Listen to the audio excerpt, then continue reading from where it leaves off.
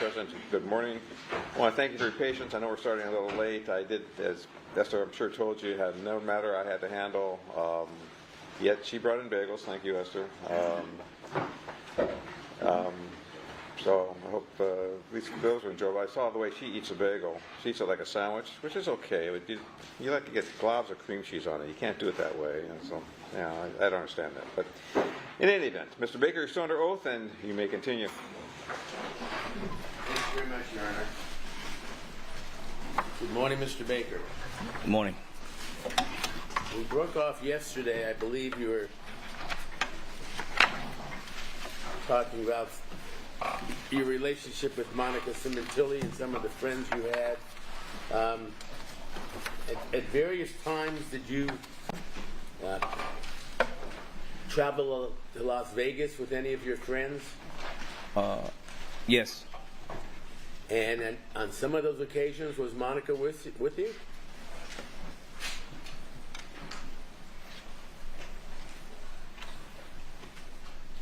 No, I think she just went with me when we went. That's what I'm talking about. Oh, just with me, yeah. You? Yeah, just with me, no. Okay. I thought you meant with friends. But we've shown photographs of you with her and friends of yours, Ray, Susan, Von Ray, and so forth. Did you have social gatherings with her and them at the in Las Vegas? Yes. Was this, as far as you know, not known to her husband or family? Correct. Okay. How many times would you say you went to Las Vegas with her? I think just twice. Who paid for it? I think I paid for once, and then she took me for my birthday the next time. And did you have dinner with any of your friends there? On the birthday, yes. Let me show you some pictures, Mr. Baker. Let me know if you know any of them.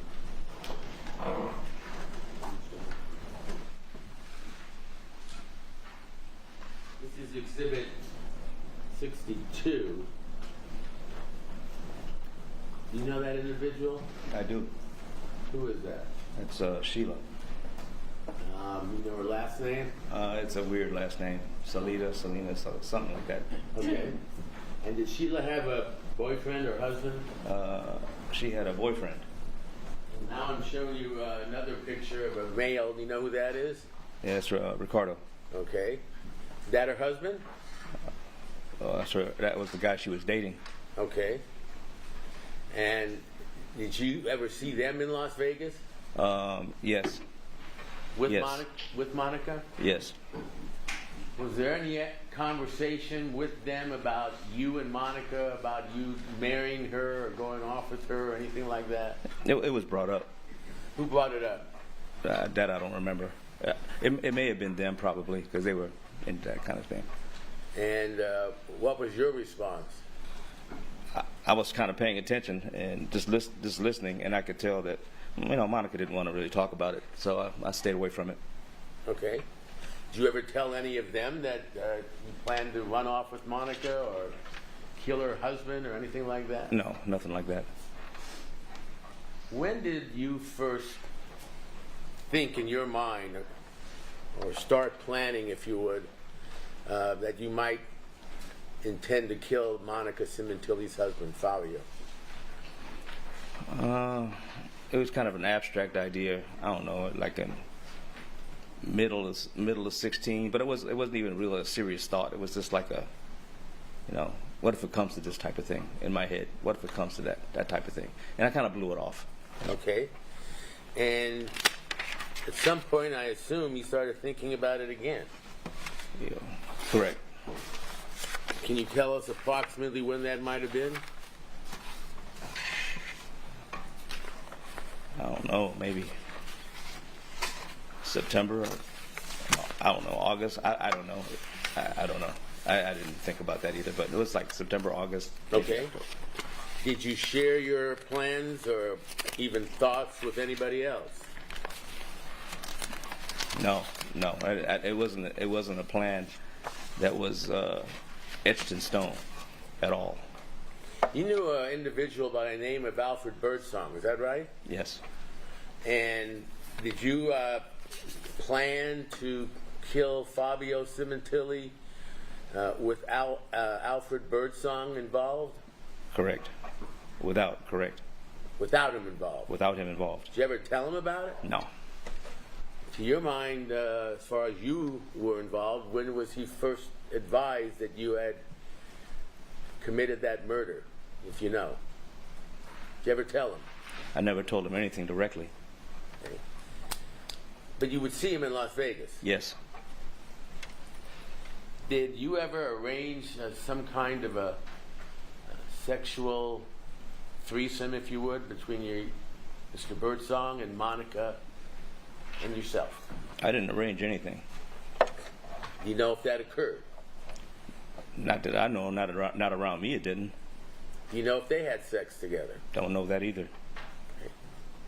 What about Mr. Austin? When did you tell me a little bit about? No sex with Mr. Austin. No. Okay. When did you first meet Mr. Austin? You mean in my life or when? What do you mean? Well, let's start briefly in your life.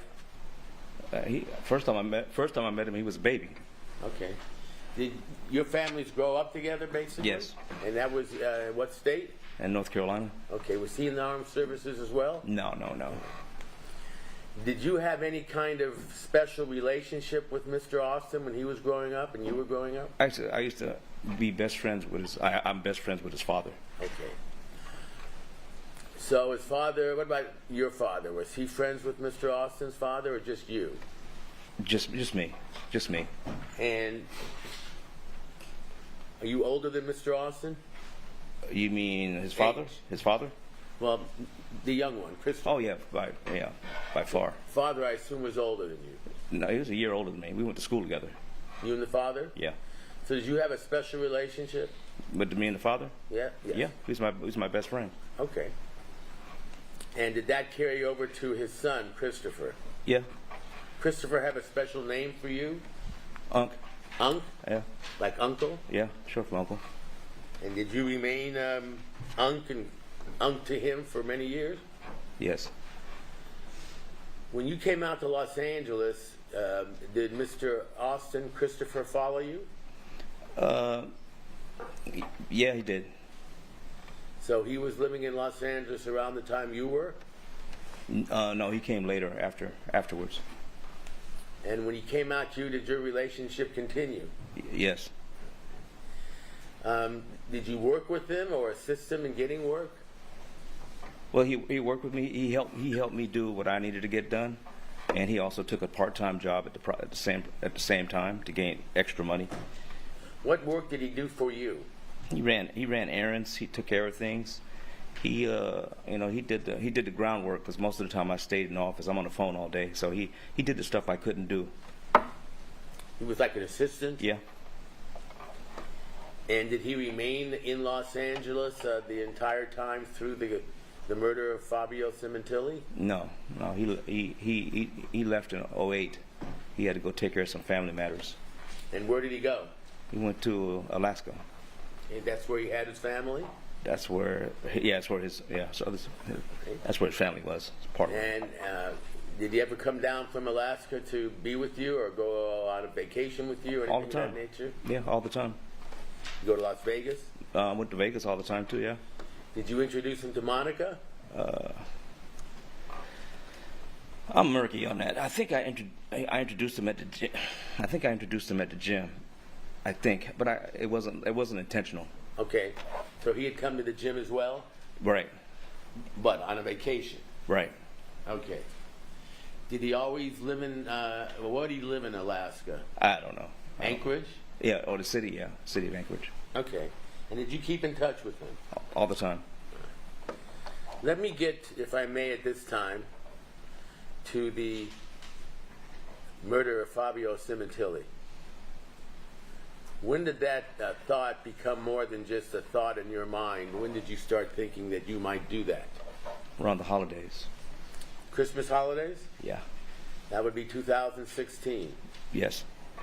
And did the Christmas holidays have some effect on you that It was sort of, Convinced you that you thought you might do this? it was a tipping point, yeah. And can you tell us why? Well, up to that point, I had been seeing Monica a lot, on and off, and it had been good. I guess Fabio was staying home a lot, so that means I was limited to seeing her a lot. And Why was that? Was she with the family? Right, she was with the family. She couldn't get to the phone.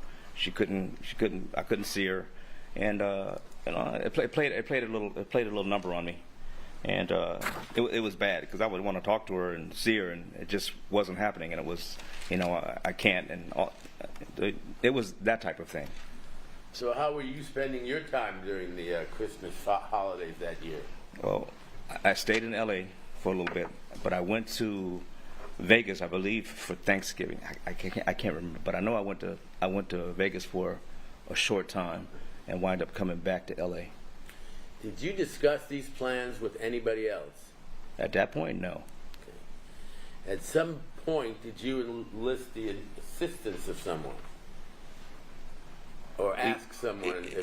Eventually, I had kind of put it out to test Chris, to test him to see if he would. I needed someone to do this, so I could create an alibi. You needed someone to do what? If I was going to do this, if I was going to do this to this man, I needed somebody to do this to create an alibi. I need someone to kill him, so I can create an alibi. And the individual you selected was who? Somebody I trusted, which was Chris. Was there anyone you trusted more? No. Was he loyal to you? Yeah. You thought he would do this just because you asked him? Yeah, but he knew there was going to be some kind of perk. I'm not going to just, I'm not going to just ask him to do something and not. Had you committed any criminal acts with Mr. Austin before? No. So give us a time frame we're talking about now. Still Christmas? It's around Christmas. Yeah, Christmas, when I really wanted to pull the trigger. I kind of talked to him about it in October, maybe September. I kind of discussed it with him just to feel it out. And what was your goal? Your ultimate goal? The ultimate goal was to be with her. That's the ultimate goal. Well, you were with her already. Eventually on a permanent basis. It may have taken 2-3 years, but eventually on that type of scale. Did you ever think of convincing her to divorce her husband and marrying you? We talked about it, but that wasn't going to happen. I could see that. Were you concerned she might go back to her husband? That was always a possibility. You wanted her for yourself? I wanted her for myself. Yeah. I wanted to be happy. Okay. So when would you say you seriously decided that you were going to do this? In January. Right. And did you enlist Mr. Austin? I did. I asked him, I needed you to come down. And where was he living now? He was still in Alaska. Okay. And when you said, I need you to come down, tell us what you said to him and how. I didn't. I just told him, I need you to come down. I need to talk to you. I wasn't talking over the phone. I wasn't texting or any of that. Right. Did he have a birthday around that time? He did. When was that? I think it was the 20th or something like that. Of January? I think it was somewhere around there. I forgot it was when it was. So did you have him come down? I did. And when did you first see him when he came down? I don't remember the dates. I don't have any of that stuff in front of me. Well, let's use the date as a marker of January 23rd, which was the date of the murder. You know that? I'm going to take your word for it, yeah. Okay, 2017. How long before then did Mr. Austin come down to Los Angeles? I think it was like days. Days? Yeah, I think it was days. Okay. And how did he come down, if you know? He flew down. Pardon? He flew down. Okay. Did he get his own tickets, or did you arrange for his tickets? How'd that work? I let him arrange for his tickets. Schedule the flights? Mm-hmm. Do you know how he was coming down, and what airlines, and whether he was flying direct or not? I did. I know everything. How was he coming down? through the airlines. I mean, I can't remember the details. 'Cause Okay. I don't have all that stuff. But I'm saying, did you buy the tickets or did he? He bought the tickets. Who paid for them? He bought them, but I got him the money. How'd you get him the money? I usually gave him a spare credit card I always had, and I let him pull the money out of a ATM. So when you say a spare credit card, was this a legitimate card in your Yeah. name or someone else's name? It was mine. And it was just a card you used for special occasions or something? Right. It was like a. I forget the name of it, but it's been so long ago. It wasn't my direct credit card. It was one you can get for special purchases, like for online stuff and stuff like that. Okay, but a legitimate card. Yes. And how would he use your credit card if you know? I don't know that. I mean, I'm sure he pulled money out of an ATM. I'm sure that's how he did it. So you had to get him the card, I assume, or a password or something. Right. I sent him the card and give him the information, and he does what he wants with it. So if he ever needed money, period, whether it was for that or anything else, he could pull it. He was that close to you? Yes. Had you on prior occasions, or had he on prior occasions borrowed or taken money from you to use from that credit card? I don't remember. Because I always gave him money when I see him. But was it always at your direction you would give, or did he just do it on his own, or do you remember? If he wanted to, he could have done it on his own. Did he take advantage of that? I don't know. He might have. I didn't pay attention to the records like that. Well, it was your money. Yeah, no. I didn't pay attention like that. All right. In any event, he came down on a ticket purchased by you or repaid by you, correct? Right. Well, by the money I gave him. And then what was the plan at that point? Pick him up Where? at the airport, LAX? LAX airport, come back, and then give him an idea of the plan. Okay. Well, actually let him know what I had planned and substantiate it, and then try to figure out how the best way to do it. Did he come down? He did come down. And was it Monday, Sunday, Saturday, if you recall? I don't remember. I don't really remember. Okay. Whatever is said on the itinerary is the day it came down. How many days before the murder? I don't know the day. I don't know what day it came down. A few days, a week, a month? Yeah, a few days. Was that around his birthday? Was his birthday? I don't know. I don't. Honor to all of this as being speculative. It's overruled. Well, So- let me find out.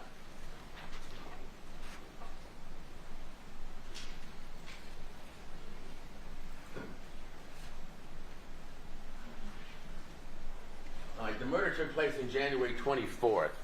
His birthday, Objection misstates the It evidence. does. 23rd, I'm sorry. January 23rd, his birthday, is it January 20th sound correct to you? Yeah, sounds right. Okay. So did he come down on the 20th? He was there on the 20th. Yeah. At the airport? He was already there at the 20th. I'm sure. Okay. Because I remember taking him out on his birthday, and I also remember telling him one of the other reasons why I brought him down. I was opening another business. I was getting ready to open another business because I had one already, and I was getting ready to do another one. Okay. So I was going to talk to him about that, about him coming down. Also, that was all part of it. It was the whole package, the whole thing. Did you pick him up? I did. Where'd you take him? I believe I went straight back to the house or to the apartment. Okay. And when did you first discuss with him what your intentions were? When I was bringing him from the airport to the apartment, because it was safe to talk into with the truck. It was safer to talk about it. Okay, what'd you tell him? I just basically said I said I think I want to go ahead and get this thing going. I told him because actually I thought about it. We had talked that if I ever needed you for something like this, I might need you. And he said, just whenever you need me, Unc, that type of thing. So I said I might need you for something like this, and it would be. It was regarding this. I said I don't have a plan yet because I just need to get this done. And when you say get this done, what'd you tell him you wanted to get done? That I I needed to kill it. I wanted to get rid of this guy. I just told him I wanted to get rid of this guy. Did you tell him why? Yeah.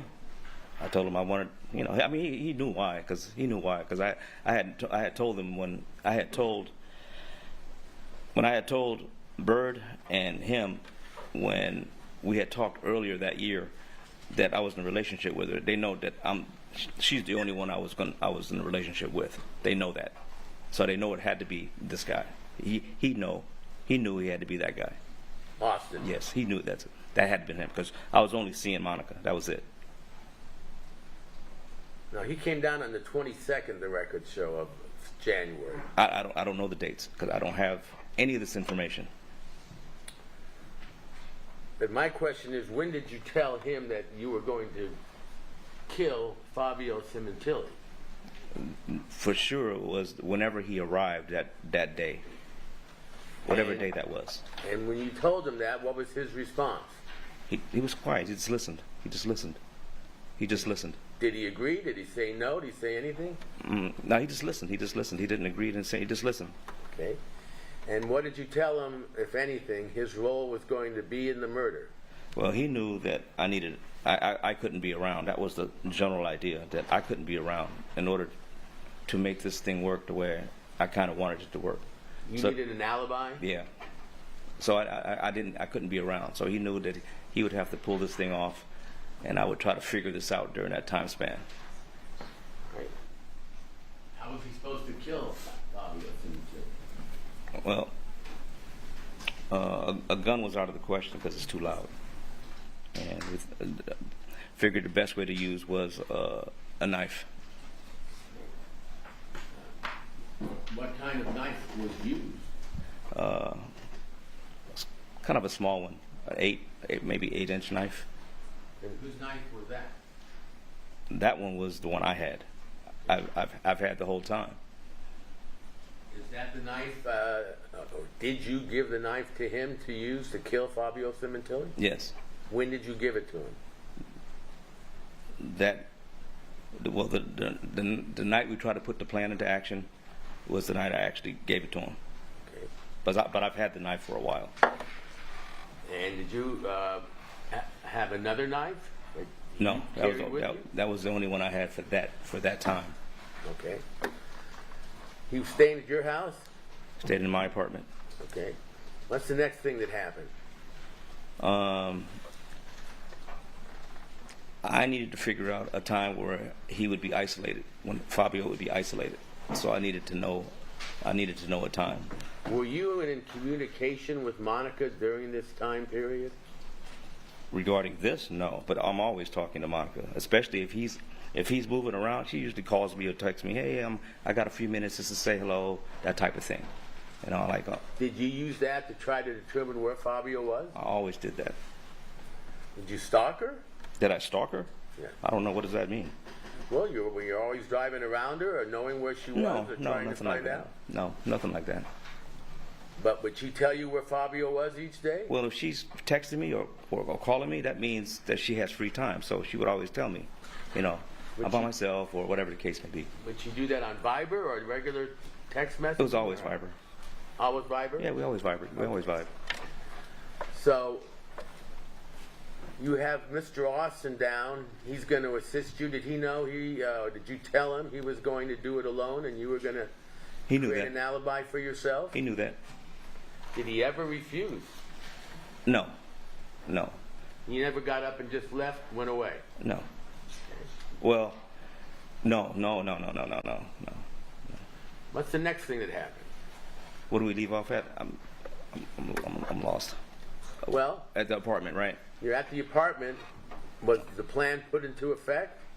Well, again, waited for an opportunity. Okay, And did that opportunity come? The opportunity came in the form of text, how you doing, babe, or something like that. And it was usually when that happens, either he's getting ready to go somewhere or he's gone already, because she's never going to text me or call me usually if he's around or he's in the house. It's never going to happen. All right. So what did you find out about his whereabouts? She said he's getting ready to go. He's getting ready to go pick up some Chinese food or something like that, Asian food. So Had you known him from her to do that before? what go where? Pick up Chinese food? Oh yeah. Well, she says they go to 2 different places. It was one place. There was 2 places on Ventura that they always go to. What were their names, if you remember? I just know where one of them is. I just know where they are. I don't exactly know their names. Where are they? One is like in Encino, and the other one is in like near Woodland Hills. Off of. It's weird because I just know where they are. I just don't know their addresses. It's been 8 years. I don't know where any of this stuff is anymore. Okay. And which one did she say he was going to go to? The one closer to Encino. Okay. Well, they live in Tarzana. Who lives in Tarzana? The Sementillis. Oh, I thought they lived in Woodland Hills. I don't know. I just know again. You know streets? Huh? You know streets? Do I know the streets? Yeah. Well, Ventura Boulevard. yeah, I know that the main one. It's like when you go a certain route the same way over and over again. You tend to know the way, but don't know the addresses sometimes. That was one of those things. So did you end up going to the restaurant where she said he was going to be? Exactly.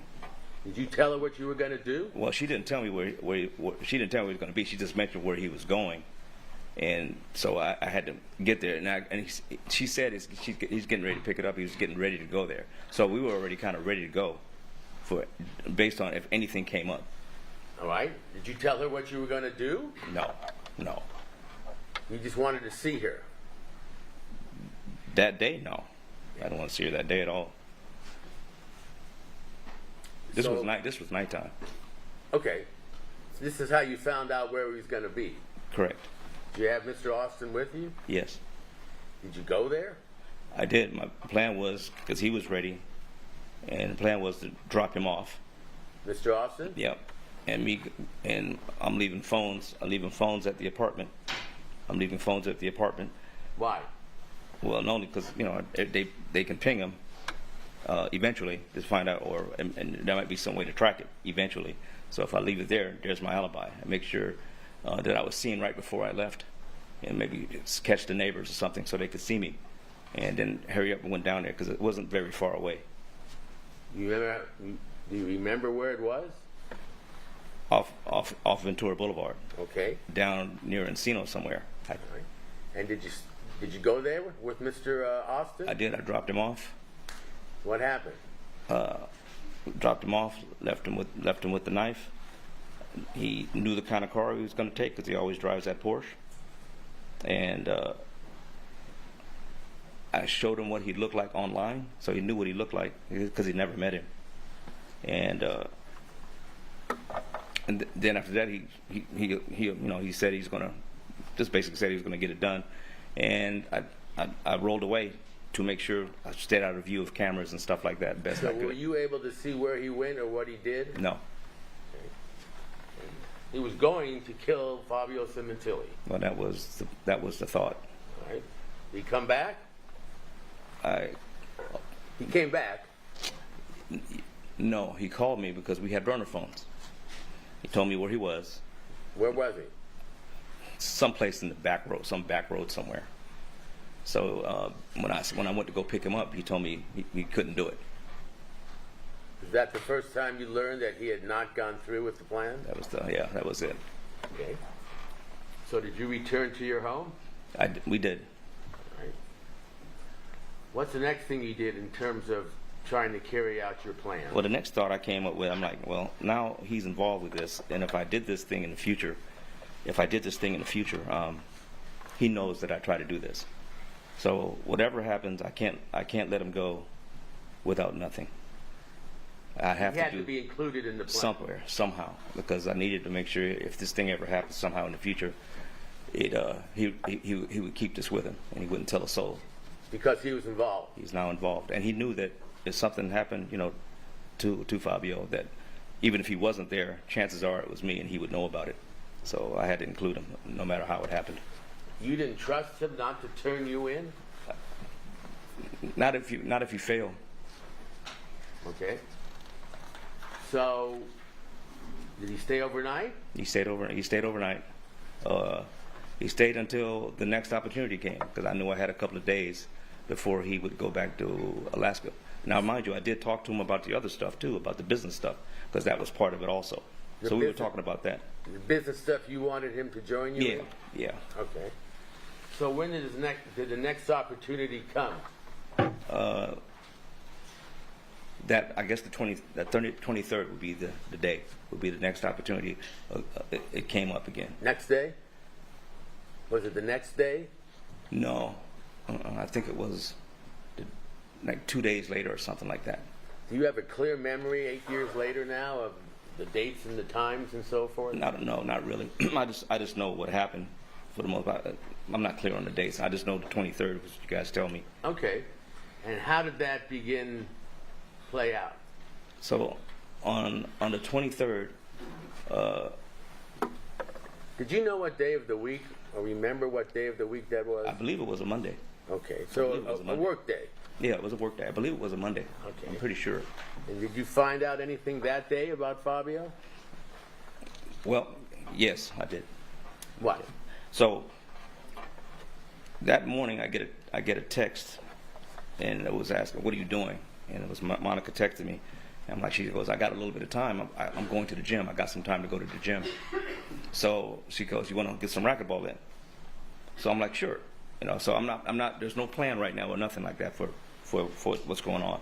So I meet her at the gym. We start playing racquetball, and she tells me about her day. And she always does that. She tells me about her day all the time. It was a ritual.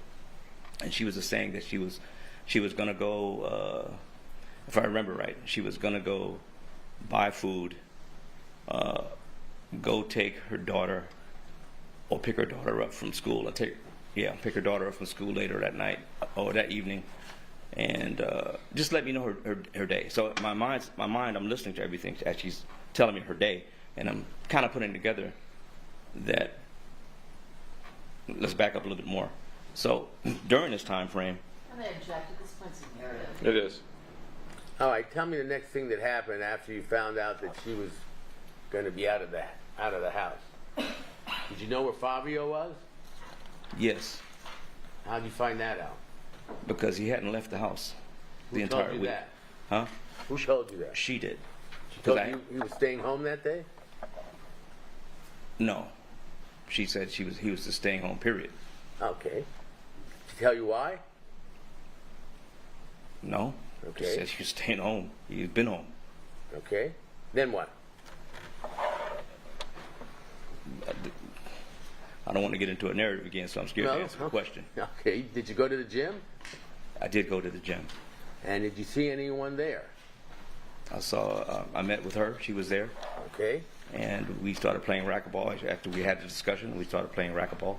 Did you tell her anything about the plans you had to kill her husband? Absolutely not. Where was Mr. Austin? He was in the apartment. Waiting. Yes. Did you play racquetball with Monica? Him to play racquetball? No, just No, me. did you? Yeah, I did. Okay. Did anything happen unusual while you were playing? Yes. Can you tell us? Well, she usually hits me all the time when we play racquetball. On purpose? No, she just hits me because she was just learning, so I'm getting hit all the time. And she hit me with the ball and all kind of stuff. That day, she hit me with a racket and injured me. Where'd she hit you? In my hand. Okay. How bad was it? It hurt. It hurt bad. It hurt enough to bleed. It bled a lot. Did you let anybody know there at the racquetball place that you had been injured? No, I wasn't paying attention. I mean, they might have saw it. I wasn't paying attention. Did you continue playing or did you stop? I stopped. Try to lick my wound, so to speak. Okay. Put a Band-Aid on? Yeah, after I stopped the bleeding, I did. Okay. And how long were you there about at the LA Fitness then?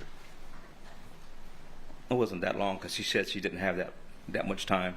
She had to get back home. Okay. Did you split up then? Yeah, she went. She left. She went home. Did she tell you she was going home? Yeah, she had errands to run. All right. Did she tell you what errands and when she was going? Which she usually did. Yes. All right. Where did you go after the racquetball court? Me, I went back. I went back. I think I went back to the apartment, if I'm not mistaken. I think I went back to the apartment because I saw the opportunity that something might be able to pull this thing off. Mr. Austin was still there? He was still there. All right, and when did you learn anything new about what Monica was going to do and where Fabio was? It was nothing new. From the time LA Fitness, I saw her at LA Fitness, I pretty much had a good idea of what was going on with her plans for the day. What? Ran an errands, Ralph's. I'm assuming it was Ralph's, picking up. She said she had a couple other places to go. I can't remember, but she was going to be running around all over town. And at 5 o'clock or something like that, or 6 o'clock or something like that, she was going to be on her way home from picking up one of their daughters.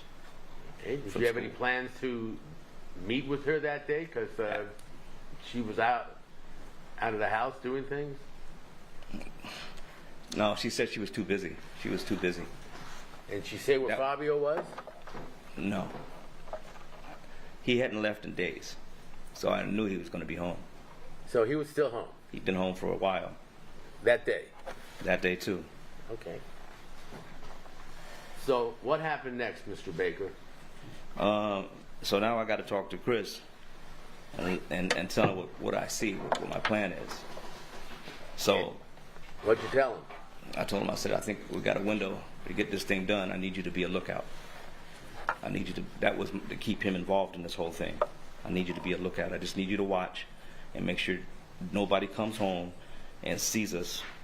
And so I can see, and just as somebody comes home that he sees us, we can get out of there. That was the plan. So I just needed him there. Because being honest with you, I was terrified the whole time doing it. So, but I still needed someone to look out. Okay. So plan was to go up. Objection narrative. I love this. The plan was what? Plan was to go up, get in there, try to take care of this as fast as possible, and Kill him. Yeah, Then what? Well, what else was the plan? and get him out of there, and get back, and me have to establish an alibi again, if at all possible. That was my plan. So that means go back, go to work, and act like nothing happened. That was the plan. Work meaning at LA At Fitness? LA Fitness, yeah, because I still was scheduled to work that day. Okay. So did you carry out the plan? I did. Tell us how it began. Well- What car were you using? I was using a rental. What kind of rental? I don't even remember the type. It was a gray. It was a silvery car, a small little silver car. Does a Nissan Versa sound familiar? That probably was it. How did you get the rental car? Well, I had someone get the rental car. I had someone get the rental car because When? that I don't remember the exact day, but it was during that weekend. Was that for the purpose of the murder or for any another reason? Actually, it was for fixing my car. Actually, that's what it was really for. It just happened to fall into that. But So your car wasn't operating correctly? my Mustang wasn't, and I was having a battery problem with my Expedition. So I needed another car that was really reliable, so I can get this thing done, get it fixed. And when did you get the rental car? I don't remember the exact day. Was it the day of the murder or before? It was before. I think it was like a Friday or something. Or I think it was a the Friday. murder was on a Monday. Yeah. So a few days before, Yes. did you pick up the rental car or somebody else? I think I went to go get it. I can't remember. Did someone rent it for you? Yes. Who was that? Paula. And who was Paula? Paula is somebody who was at my racquetball league who I got involved with for a brief moment. Was that before or after Monica? That was way before Monica. Okay. Was she still, as far as she was concerned, a girlfriend of yours, if you know, or I'm seeing? gonna check. That was all for speculation. It's a rule. Repeat the question, please. Did you still have an ongoing relationship with her, similar to what you were doing with Monica, or was that No, over? that was over. But Paula wouldn't go away. All right. So she wanted to be with you as well. I'm assuming. So you had her help get the rental car. Because yes. Did you tell her what you needed it for? I told her, yeah, I need to get my car fixed. Did you tell her it was part of a plot to kill Monica's husband? No. So what did she do? Drop it off? No, I dropped the car off after it was done. How did you get it to begin with? I remember. I think I remember going with her to pick it up, but I drove off with it. Do you remember where? It was on Enterprise. But yeah, I know where it is. I don't know exactly where it was. Well, was it in the valley near your Yeah, it was in home? the valley. Yeah, it was close by. And what'd you do with your Mustang? You say you were driving at that time? It was still parked in my garage. Okay. That's right. She had to pick me up. That's right. Now I remember. So what day is this, if you recall, Mr. Baker, in relation to the murder? I think it was on a Friday, if I'm not mistaken. Okay. So Friday, Saturday, Sunday, Monday, you're driving in the rental car Right. instead of your Mustang. Well, yes. Eventually, I got it fixed, so I drove all the cars through the weekend. Okay. What car did you pick Mr. Austin up at the airport? My Expedition. Okay. Is that the one that you needed to get fixed? Yeah, I needed to fix that. There was a battery problem with it. So when did you take your Expedition in to get fixed, if you did, and then change to the rental car? Do you remember that? Is that too long ago or what? I don't remember the day, but it was like the next day. Okay. So now we're on a Monday when Fabio Sementilli is home and she's off doing errands, right? Okay. What about her kids? Did you know where her daughters were? She had mentioned. Well, I knew for sure that Isabella was going to school, but she said she was going to pick her up from school after she ran her errands that day. So I did know that, and she said that she mentioned that Jessica was going to be doing something. I can't remember what it was, but she was out. She was doing something that day, so I knew she was gone that day. Do you remember Jessica ever babysitting? I think that was it, if I'm not mistaken. That sounds familiar. Okay. I know it's a long time ago. Yeah, it is. All right, so you know the two girls are out of the house, Yes. and Monica is. Yes. Is that when you planned to kill Fabio? That was the general idea. Okay. So, do you drive there? We drove. My plan was to drive part of the way because I didn't want cameras picking up anything Where was Mr. Austin when you were driving? in the passenger seat. Okay. Go on. Okay, so found a spot where the car was kind of out the way, and I told him we were going to jog up to the house. Was he ever in the trunk? Oh, that was way before that. That was way before that. Does the car even have a trunk or a hatchback or what? The back seat folds in the back, and I told him because I really didn't want no one seeing him the whole time he was there. I didn't want no one to identify nothing about him because I wanted him to go home in peace. So I told him, You're trying to protect him? yes. So I didn't put him in the trunk. So I told him to get in the back seat because when we pull out of my garage, somebody may see him. So I don't want no one to see him at all. So I said, just go to the back seat. And somebody came to the garage. I'm trying to remember how this went down. And then I said, just get in the back so they can't see you. Just pull the seat down and go through in the trunk. And that's how we wound up in the trunk. Well, is it a trunk or a hatchback or what? It was a sedan. It's a sedan, but the back seat folds down. So was he lying on the back seat after it folded down? Yeah. Then eventually I had him come to the front seat when we got out of the area where it was congested with people. Okay. Did you know where Monica Sementilli lived with her husband and 2 children? Yes. How did you know that? I had been there a couple of times before. Okay. So where did you drive? Did you drive or did Mr. Austin? I drove the entire time. Okay. And where did you drive? I drove to an off spot in some neighborhood. I don't know the street. How far away from the Sementilli house? Too far. It was a distance because I was tired when I got there. Was that intentional that you parked that far away or not? It was. Okay. And the purpose was? To not identify the car or us. Okay. as best as possible. How were you dressed? Athletic wear, sweats, tennis shoes, How was Mr. Austin dressed? same thing, some kind of black hoodie or something. Were those his clothes or did you give them to him?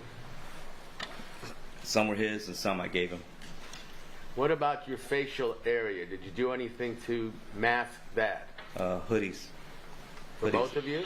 Yeah, hoodies to cover up, just in case anything got picked up. So you drove to a location. Yes. Do you remember where that location was? No, I don't. Then what'd you do next? Got out the car. Did you have your hoodies on? When we started getting to congested areas, we put our hoodies on, like we're jogging, like we're working out, like it was a workout. Did you know where to go? I knew where to go. Yeah, I knew where to go. Did Mr. Austin know where to go? No, So he doesn't was know. following you. Yeah, he doesn't know where to go. Did either of you have a knife? I had the knife. Did you believe Mr. Austin had a knife? No. What did you do next? So we jog all the way up. Jog? Well, jog, walk. Okay. Because I was kind of old at the time when all this happened. I was tired. Do you have any idea, as you sit here now, how many blocks or how far away it was for I'm you gonna to guess a mile and a half, jog? maybe. Hold on. Till you got to the Sementilli house? About a mile and a half. Okay. And were you jogging, walking, or both? Jogging and walking. Okay. Did you pass any people or cars? Passed plenty of cars, plenty of people. And what did you do? Try not to be recognized. Just keep jogging? Keep jogging. Do you remember at all, Mr. Baker, the route that you took or the streets that you took to get to the Sementilli house? The only part I remember is going through the main street where it leads up to the house. There's just like one. The other way, I don't remember exactly. It was some back way. I was trying to avoid the ways I normally drive and go. Well, did you come up the main street they lived on? Yes. You had been there before. Yes. That, certainly the night that you slept over and were drunk that night. That you was one of remember? them. Okay. So you arrive at the house, and what do? How do you get in? Well, go through the side. There's a side door, a side entrance. It's usually open. Is there a gate in front of the house? There is a gate. It's open most of the time. Was it open that day? I think so. Yeah. So how did you It was open. enter the house? Through the back. And when you say the back, can you have a... I'll ask you some questions, and then Mr. Babbage is going to get a photograph of the house area. So you go around to the back with Mr. Austin, Correct. and how do you get into the house? Well, you tell me what you did next. Go to the back, approaching the house to make sure that I don't run into him. That's the biggest thing. So I'm being cautious to go in to make sure I can see if I can find him. Did you know where he was likely to be? No, I didn't. It was a stab in the dark. So I was very cautious from the time we hit that property. You didn't know you would be outside? Exactly. So if he was outside, we'd have kept on running. So kept on, approached cautiously, looked to make sure that nobody was around, nobody was looking, see if there's anybody outside. No one. Did you see anybody outside? No. Okay, did you get in the house? Did get in the house through the back door. Okay, I'm going to show you some photographs, Mr. Austin, Mr. Baker, and see if you recognize any of these. This is Exhibit 9, number 7. That's an aerial view of the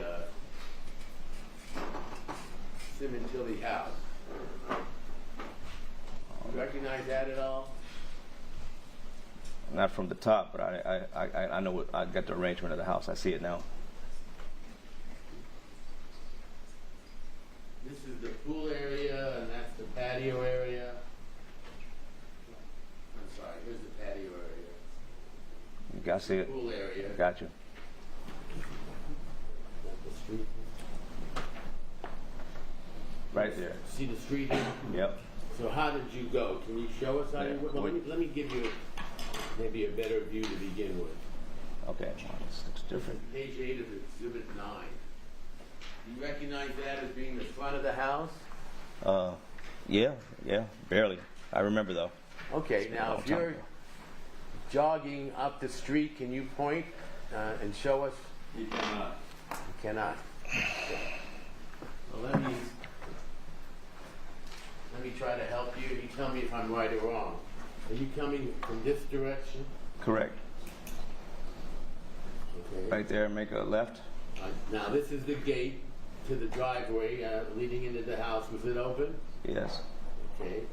You go up here. There's a front door to the left or the center, and then there's a way to get around the house that way.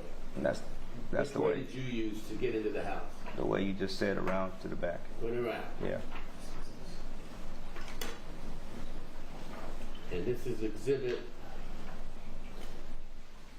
9, page 13, and this shows the back area of the house. Did you go through one of?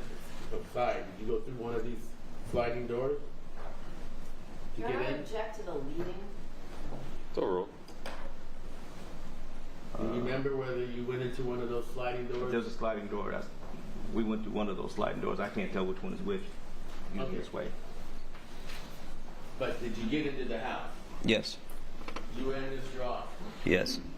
Where'd you go? Went inside the house and went to the bedroom. Anybody in the bedroom? Nobody's in the bedroom because it's very, very cautious. Before we even went in, we had to make sure everything was. I had to make sure everything was clear. Then where did you go? Then slowly try to spread out, and I told him, I said, "Follow me, stay quiet."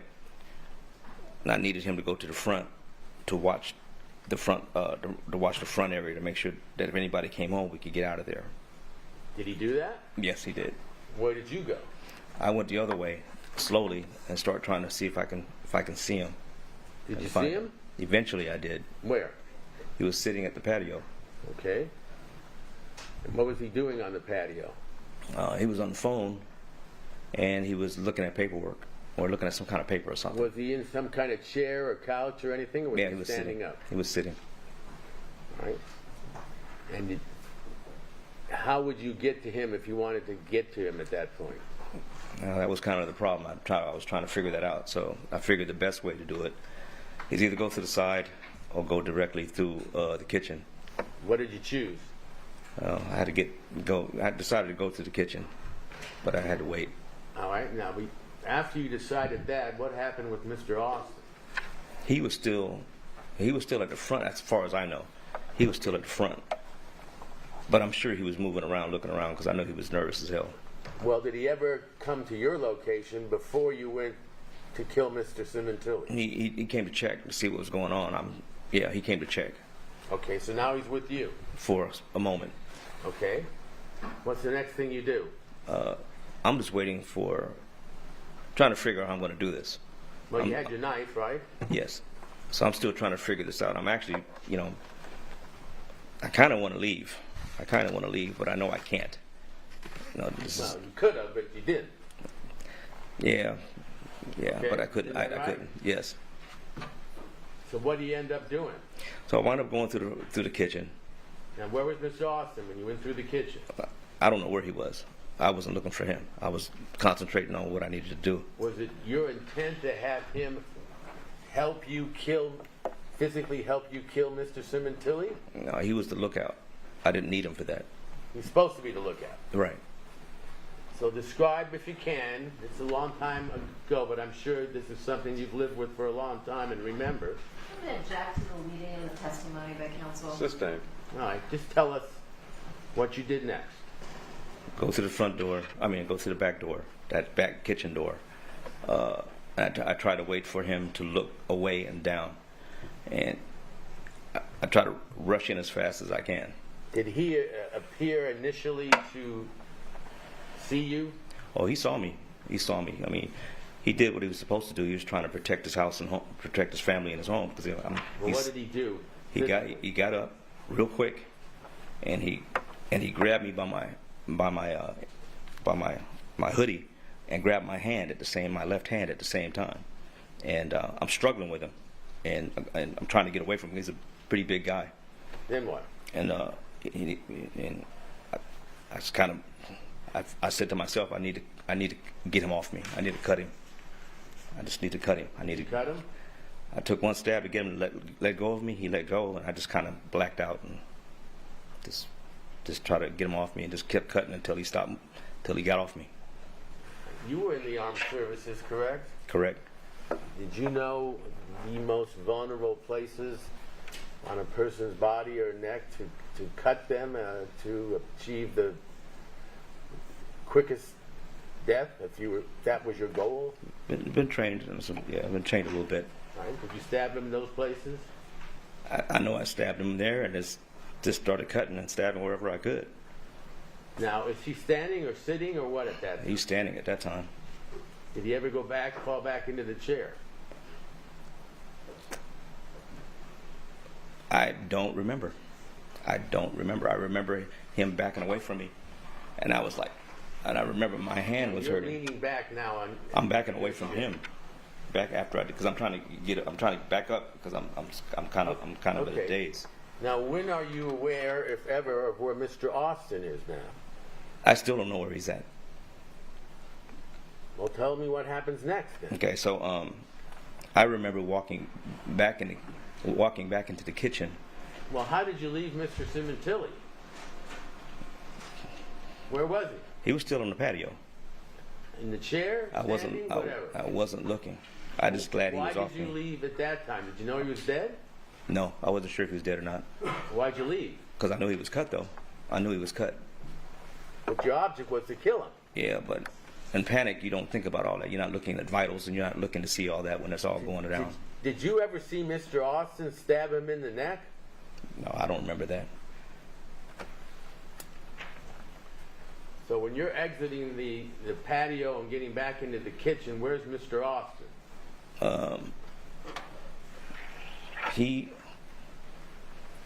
I don't notice him until I'm getting ready to walk and look around and see. I don't even notice. I'm kind of like in a daze because I'm actually hurt during that time frame. Also, I'm hurt.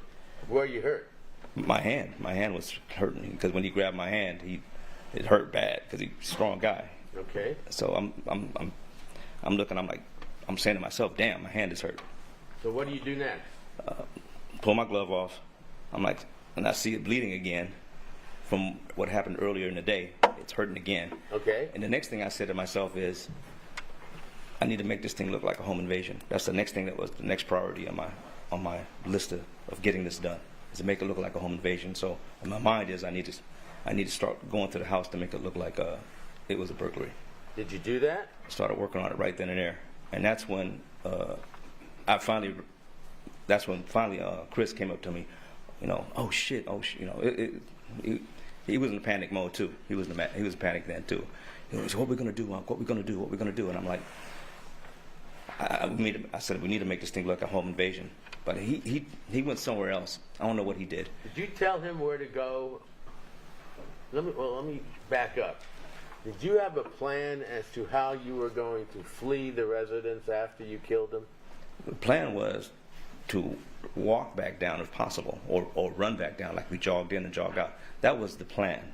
Okay, so tell me then what happened next. So, went to make it look like a home invasion. So I started going through stuff. Where was Mr. Austin then, as far as you knew? I didn't care where he was at the moment. Did you give him any directions as to where to go? No, because he doesn't know where anything's at. He has no idea where anything's at. So I just told him I did tell him to wait, just to wait over by the kitchen. And as soon as I finished making this thing look like what it is, a home invasion, we'd leave. So describe how you tried to make it look like a home invasion. I just pull out drawers Where? in the bedroom. Look for anything that's valuable. Did you find anything? Anything, jewelry box, like looking through stuff. like I'm looking for something, because I didn't expect to take anything because that wasn't my intention, but I had to make it look like that. So I Did took you take anything? clothes, jewelry, anything that looked like I might have brought something directly. I took, like if there was some clothes that belonged to me, I wanted that because I didn't want any residue from me being there. So if I had bought her some clothes, I tried to take whatever I could that might be obvious, that might be linked to me, her jewelry box, anything that belonged, that was shiny, that looked valuable. So I was just grabbing stuff, throwing stuff everywhere. Where were you putting it? I grabbed a pillowcase and put it in a pillowcase. Did you ever see a safe there?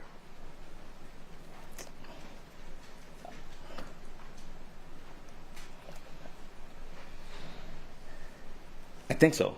Not that day though, but I think so. Did you ever open the safe that day? Never. Did you ever open the safe on any occasion? No.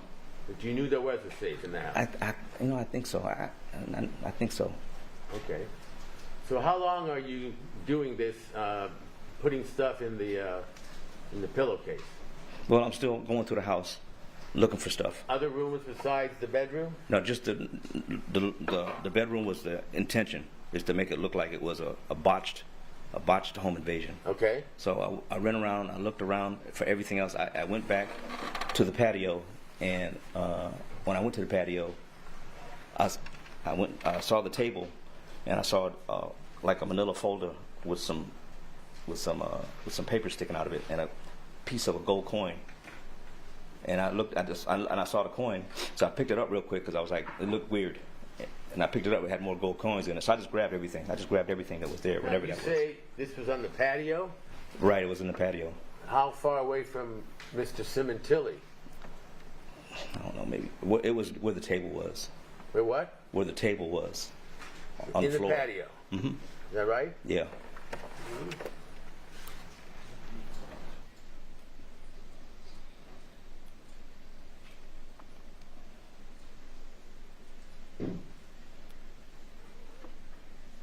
How far were the gold coins from where Mr. Sementilli was now positioned? Well, I'm paying attention to the table and where the coins are, so I guess a few feet. So this is in the patio outside where he was murdered? Yes. Where he was sitting. Okay. Is he sitting now in the chair? I don't remember. Well, to your mind, was he dead? I'm sure he was. I'm just, like I said, I don't know if he's dead or not. He could have been alive. I don't know. Well, was he in any way defending himself at that time? No. He was still, sure. Okay. He was still. And where was Mr. Austin? Was he still waiting there, or had he gone somewhere else, or what? He's probably in the kitchen area, or maybe, I think he's in the kitchen, and he's looking out the front door still, trying to keep a lookout. All right, then. He's in and out too, because I know he's terrified. Then what happened? I keep checking the house real quick because I know time is limited, because I don't know exactly what time it is yet, and Did you know when she was going to be home? she said she was going to be home right after she picks up her daughter, so that was usually at 5:00, something around there. So I wanted to get out of there quick before anybody comes in that house. Okay. So I got nervous. I'm paranoid, and I'm thinking that if I go out at that time, because it was real close to that time, that someone's going to see us or something. So I'm like, the best way to do this, I told Chris, in this search of the house, I find the Porsche keys, and I'm thinking, use the Porsche to get out of there before anybody gets home. Where were the Porsche keys? Where were they? Yeah. They were on the counter. Okay. They were on the counter in the kitchen area. Okay. And so that's when I made the decision to jump in, get in the Porsche and get out of there. And did you tell that to Chris? Yes, I did. I told him to go in the garage. We're getting ready to get out of here. Okay. Did he? No, he did. He was ready to leave. And where did you go? I did one last search of the house. I saw the towel that I used to drape my hand that was laying in the sink. Sink where? In the kitchen. Okay. I picked that up, grabbed that. Everything happened fast. Everything's happening in really, really fast pace. So take your time and just tell us how best you remember what happened next. Yeah. So There's no real order to all this because everything's happening so quick. Well, he's in the garage, in the car, correct? He's waiting in the garage, yeah. Okay, and you're in the kitchen doing something with a towel.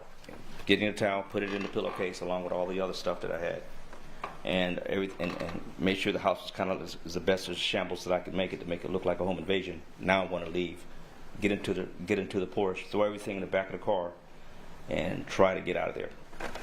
Okay, did you get into the Porsche? Yes, How was it parked? Face in or backed in?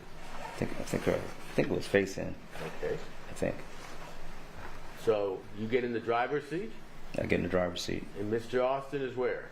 He's in the passenger seat, Okay. and I start the car.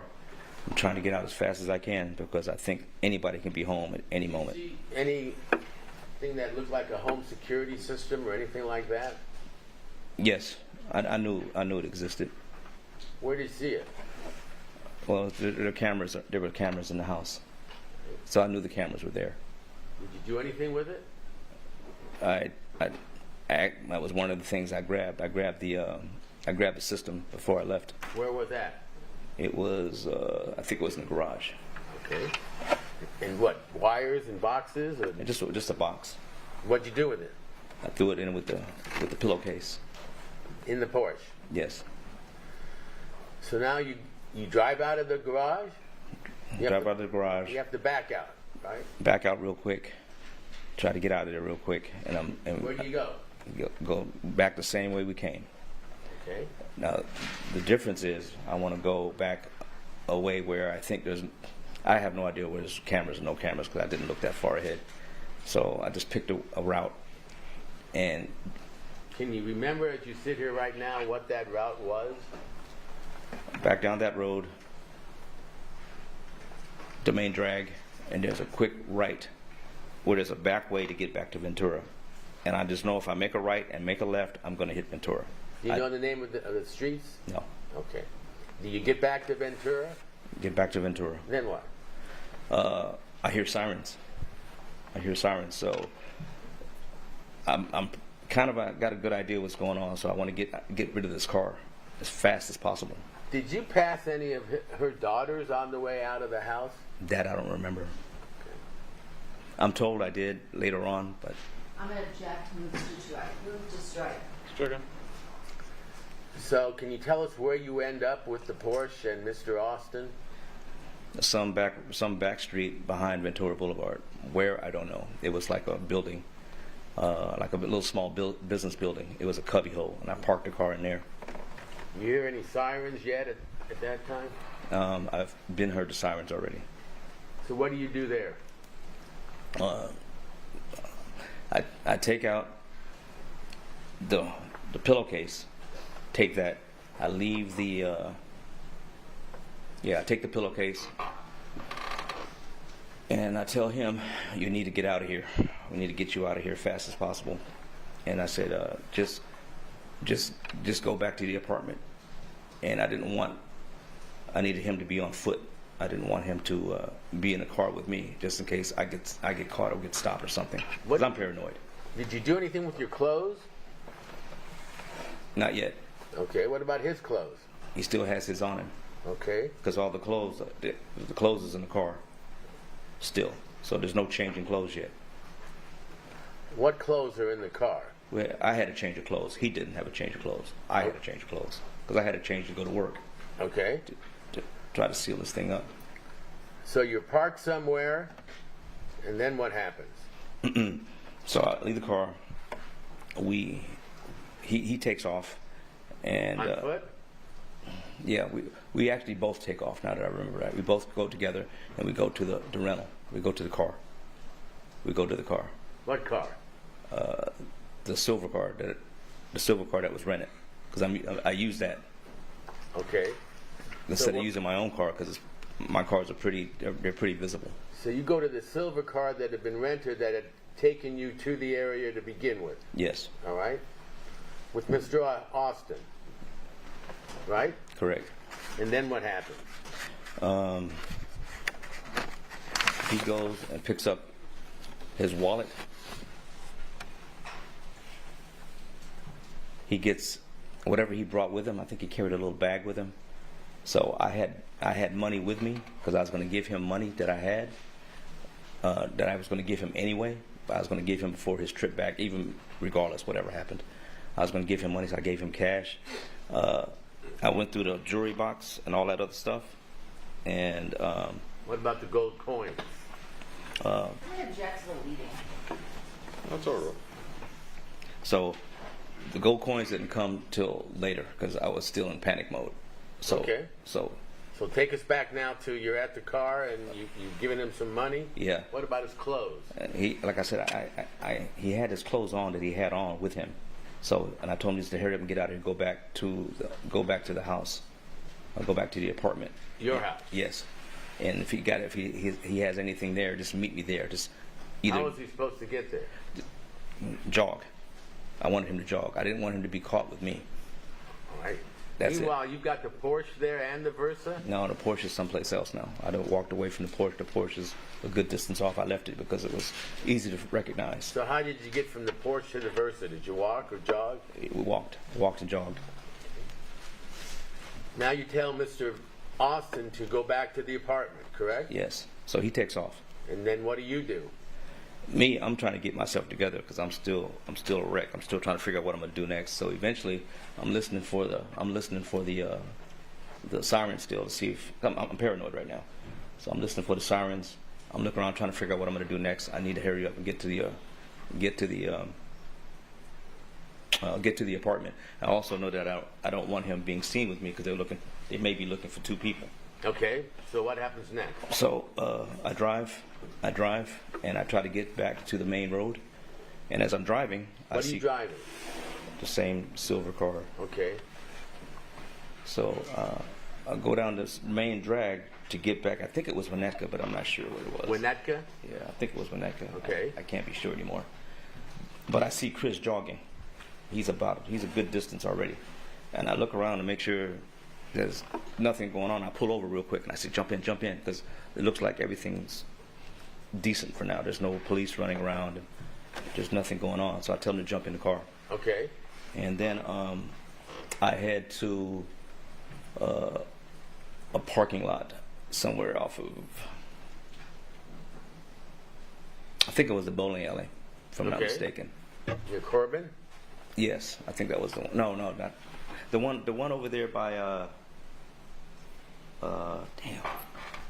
I can't even remember the roads anymore. It's been so long. Okay, but there's a bowling alley? There's a bowling alley, so we go to the parking lot, and I tell him I need to go to work. So I said I'm going to leave you the car.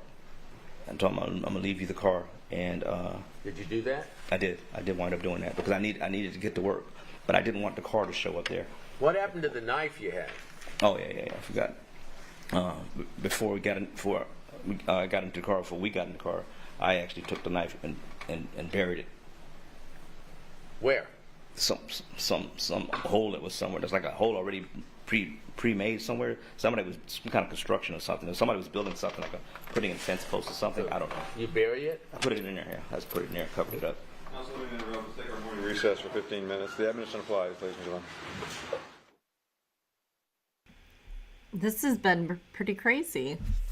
Like I was saying in the chat, I don't think he's aware of all the different things that they have as evidence throughout this trial. Like, I don't think they came up when he was going through his legal stuff last year. So the state has to be just so ready to get up and hammer him. Because he said he didn't see Monica that day, the day that Fabio was murdered, and that he wouldn't have wanted to, but we have seen surveillance footage. He did see her. He was in the parking lot with her. So, and it wasn't for that long, but still, these little things that he is leaving out that we have proof about, it just makes him look like a liar. So I think him trying to fall on his own sword and save Monica is not going very well at all.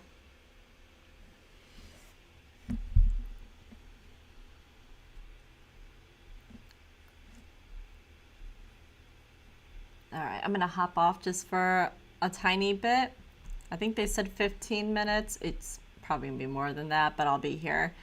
Um, I'll keep my mic muted.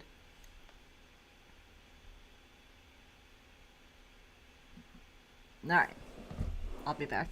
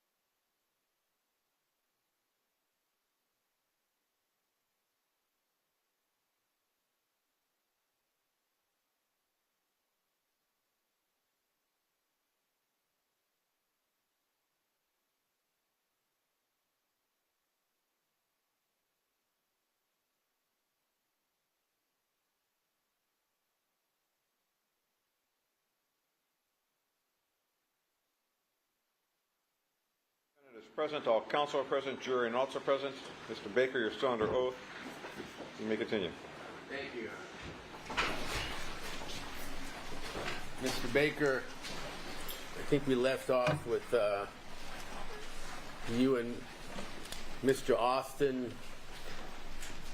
somewhere in the area. You see him, is that correct? You run into him? Run into him, and we go, and I wind up going to the bowling alley. Okay. Did you ever see the Porsche again? I saw the Porsche later that night. Okay. Before then, what do you do after you're at the bowling alley? Get rid of the clothes. Get rid of the clothes I was wearing. I was wearing. What about Mr. Austin's clothes? He might have put one or two items in the bag that I wanted to get rid of, but I'm not sure. Did you have a change of clothes with you? Yeah, I did. And where did you put the clothes that you wore during the murder? Threw it in the trash. Did you have them in a bag or? Yeah, put them all in the bag. The what? Put them all in the bag and just throw them out. The pillow bag you had? No, just a separate bag. It was a separate bag. What'd The you pillow do with- bag I got rid of someplace else. And where did you get rid of that? I got rid of that where in the neighborhood before I pulled off, because in what, a trash bin? yeah, it was trash bins.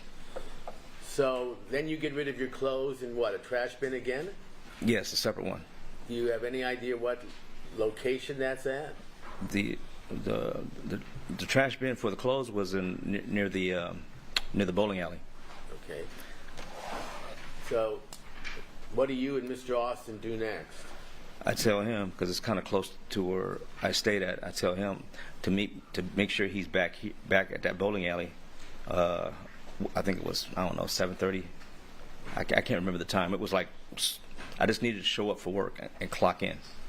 You're talking about going to The LA LA Fitness? Yes. To clock in is what, an alibi? Right. Because I'm usually there all the time anyway, so I really don't need a clock in per se, because I'm always there, so people would always assume I was there anyway.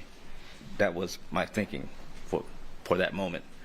So I tell him just to meet me at that whatever time that was. I go to the house. Well, who had the car? He had the silver car. And how were you going to get to I'm work? going to take my car, my truck, and go to work. Where was your truck? It was in the apartment complex. So it was still working? No, we got it working because it just needed a new battery. That's all it needed. All right. So it was fine because it was giving me problems. So do you lose sight of Mr. Austin at that point? I did. And the last you saw him, he was doing what? He was sitting in the car in the driver's seat. The Versa? Mm-hmm. All right. Does he drive away? I don't remember. I just jog because I'm just jog. I'm getting ready to go to my complex. Okay. And get my gear. Okay. And then what happens? So I go get my gear, go to the job, check in, and when I go check in, I clock in, and that's when I hear a lot of people talking about that they just found out that this thing just happened. Do you have any idea what time of day or night this is? It's 6:30ish, 7. Okay. And what do you do next? I want to get out of there. I want to get out of there as fast as possible. I just wanted to show up in So how long would you say you're there? 30-40 minutes. And then where do you go? I go back to the apartment complex, and no. I go to the bowling alley, and I meet up with Austin.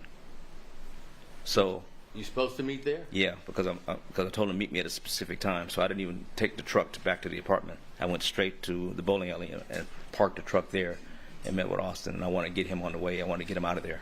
All right. Do you remember anything about a ticket? He told me about the ticket. Yeah, he told me he got some kind of stupid ass seatbelt ticket while he was out. Unbelievable. But yeah, he told me about the ticket, and I told him before, you need to get this taken care of ASAP. Use a money order. Why were you so concerned? So that way it wouldn't. Hopefully it would get. I don't know how the system works. Hopefully it would get out the system as soon as it was paid off, and it wouldn't cause notice. That was the thought. I wanted to get You rid of didn't it. know it would take 3 or 4 years for them to find the ticket. Yeah, I didn't know, but I knew it would take a while. So what happens next? I take him to the nearest bus station. I give him money. You don't take him back to LAX. No, I take him to a bus station You know where the bus station was? somewhere in Van Nuys. It was like by the flyaway, near the flyaway. Is it one of those flyaway buses that go to the airport? It wasn't. I didn't take him exactly into that flyaway because I know there's cameras. So I took him away from there Was to he a bus supposed station. to go there? Yeah, I told him to get the flyaway or grab a cab. He had the money for it. So the last time you see him that day is where? At the bus station I drop him off at. Okay. And so he goes to LAX by himself. Yes. Now, when was he scheduled to return to Alaska? If you know. I believe it was either that morning or that next morning or the next day or something like that. And do you know when he in fact did fly back to Alaska? No. Where do you go next? I'm going to try to go back to the house or back to the apartment, and I'm going to try to get rid of everything that belongs to her that's in that house. Anything that belongs to Monica. Yes,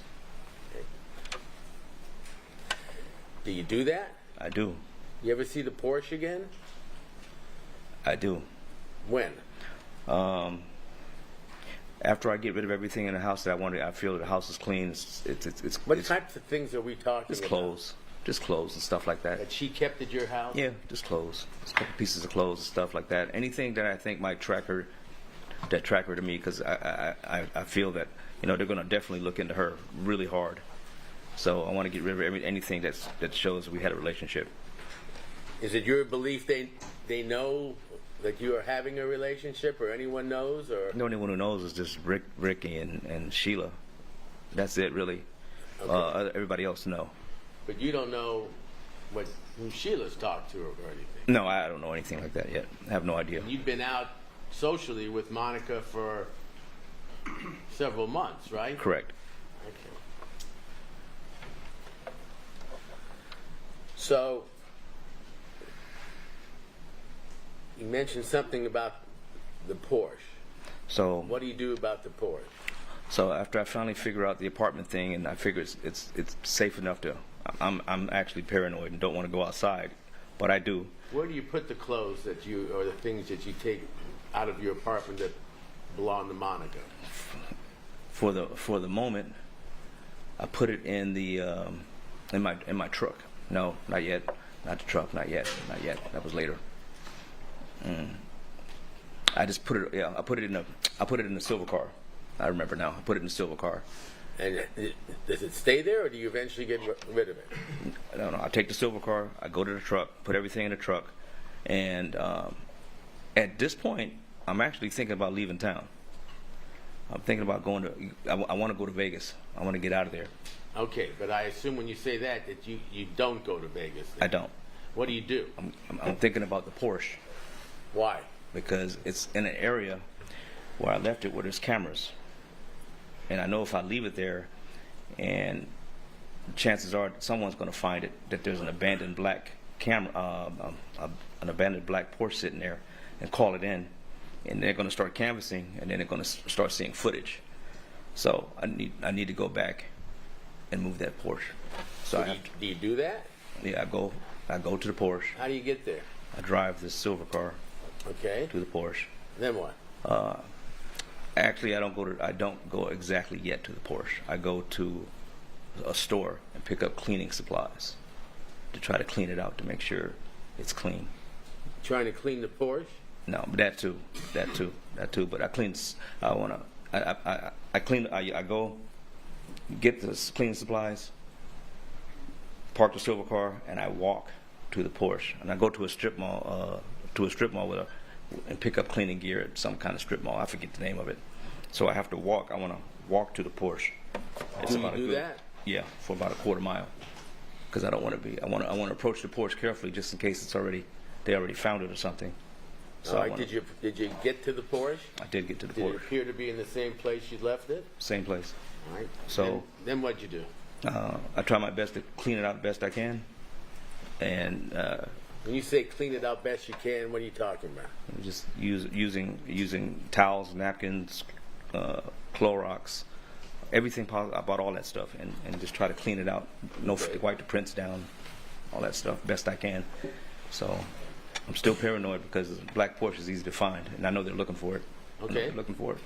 Then what? So I remember hearing that the car had some kind of device on it or something. I don't know, that sends emails or something like that. So I really don't want to drive the car. So I You want mean that would help find it? yes. So it's got me kind of paranoid. But I want to get that car out of there. So I basically get in the car, drive it to the spot that they found it. Where was that? And over there, and where I just found an area that looked like it had no cameras. It kind of looked like it had no cameras. I didn't even know the area. I just drove Like an around. abandoned area, like? No, it was a residential area, but it still had homes in it, but it was not like congested. Was it on the street or someplace else? It was on the street. It was on the street, but it was like not where a whole bunch of houses were. Okay. You You know, thought it was safe there for at least a while. And I'm also thinking that they're tracking the car, so I need to get out of that car as fast as possible too. And do you get out of there? Yeah, I drop it off, and I. What do you do with the keys? I go to the bus station. I mean, I go back to Ventura, answer your question, and then I get on the bus. I'm gonna object. Non-responsive. It is. Move to strike. Stricken. Okay. All right, question answered in a can. Again, no question pending, Your Honor. Move to strike. There's no question pending. Stricken. What did you do with the keys? I put it in a can, Where? in the trash can, in a can, Near where you had left it or somewhere else? somewhere else, And then where do you go? down Ventura Boulevard, Where do you end up? back towards the car. The Versa? Yes. And what do you do then, Mr. Baker? Get in the Versa, and I go to I just drive around for a while to keep a look on it, to look around and see if there's Are you Police. seeing or hearing any law enforcement or fire engines or anything of that nature responding to the murder? not anymore. You're out of the area? I'm still around, Where do you go? all over the valley Just driving? for now. What, thinking of what happened? Just watching, just keeping an eye on things. Do you ever learn if Mr. Austin, in fact, flew out of LAX? Well, I'm gonna object to the call. for Well, I'll this rephrase it. speculation. Very well. I'll rephrase it. When do you hear next from Mr. Austin? I think it was the next day. Okay. Do you know if he flew back on the flight he was scheduled to fly back on or changed his ticket? Same objection. Sustained. Mr. I'm sorry. I was just telling the witness there was no question pending. Okay, so we left you in what car are you driving now? The Versa? The Versa. Where do you go? That night. Like I said, all over the valley. Where do you end up? I eventually end up dropping the car off at Enterprise. That's where it had been rented from? Yes. By Paula? Yes. And how do you get from the Enterprise to your residence? I go from Enterprise to my truck. They drop me off. Who dropped you off? The Enterprise people. Okay, so they drop you, take you back where you want to go when you turn in their car. Yes. Okay, that's why you use Enterprise. Yeah. Where do you go in your car? Object to Sue's. I'm sorry? Sue's facts, not evidence. Overruled. What was the question again? I assume you get in your car. Okay. Where do you go?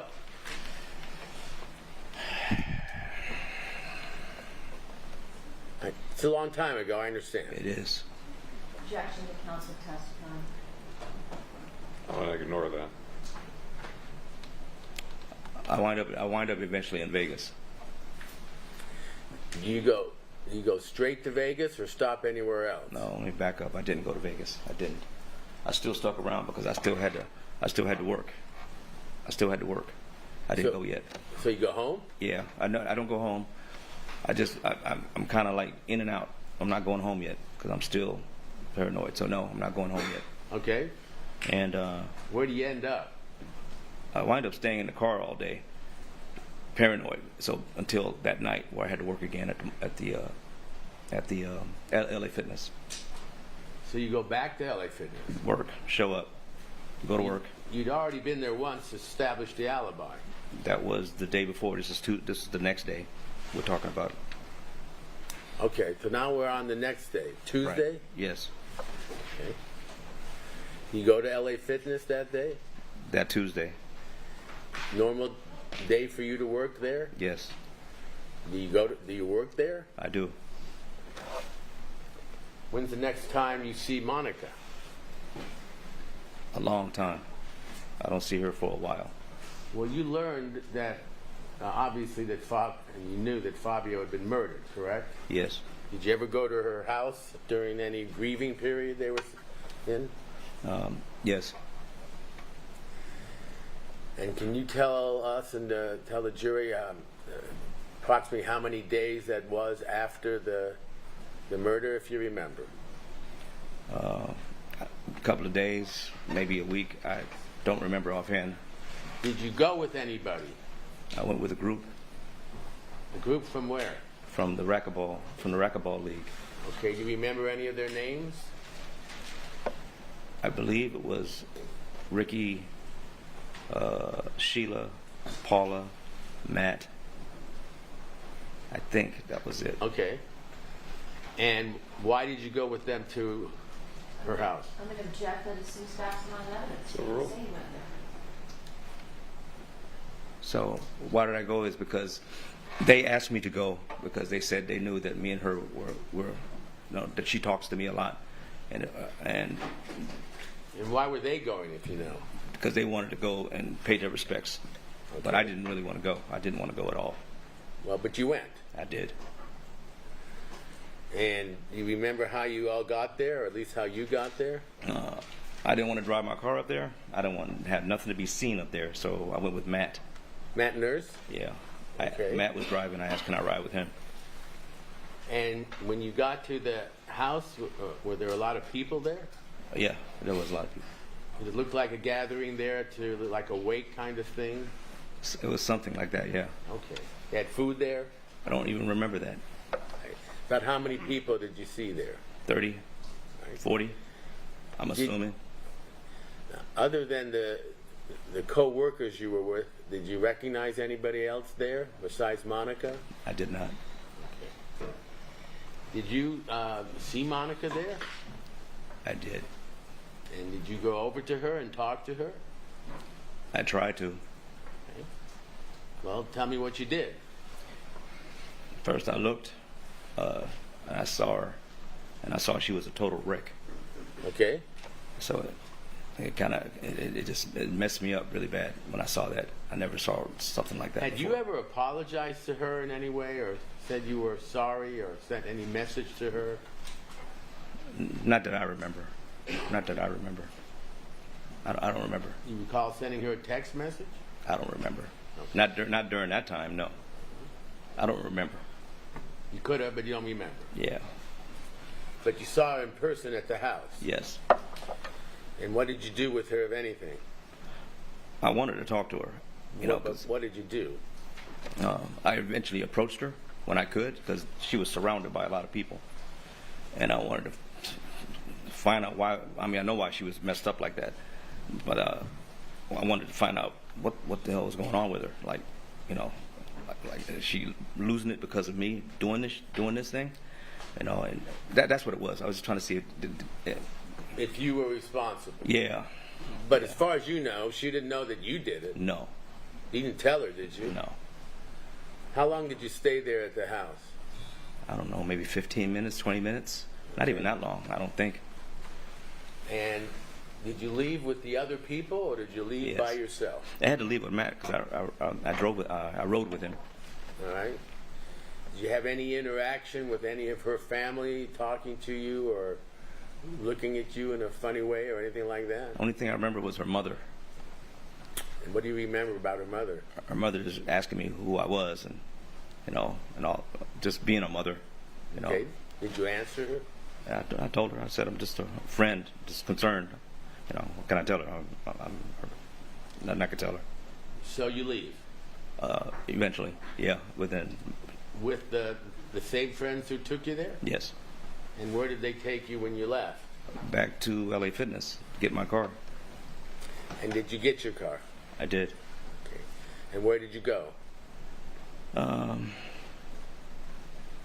I think I probably eventually was going to Vegas. I had to get somebody. I had to get somebody to take my place at LA Fitness to look after my league because I wanted to get out of LA. Did you get out of LA? I did eventually. When you say eventually, tell me approximately how many days or weeks after the murder. A week, about 5 days, something like that. Just enough so I can cover somebody covering my league. Okay. And what about Mr. Austin? When do you next hear from him, if you do? I think I heard from him the next day. He said he got in. Pardon? That he got in. He got in. Safely. Yes. Okay.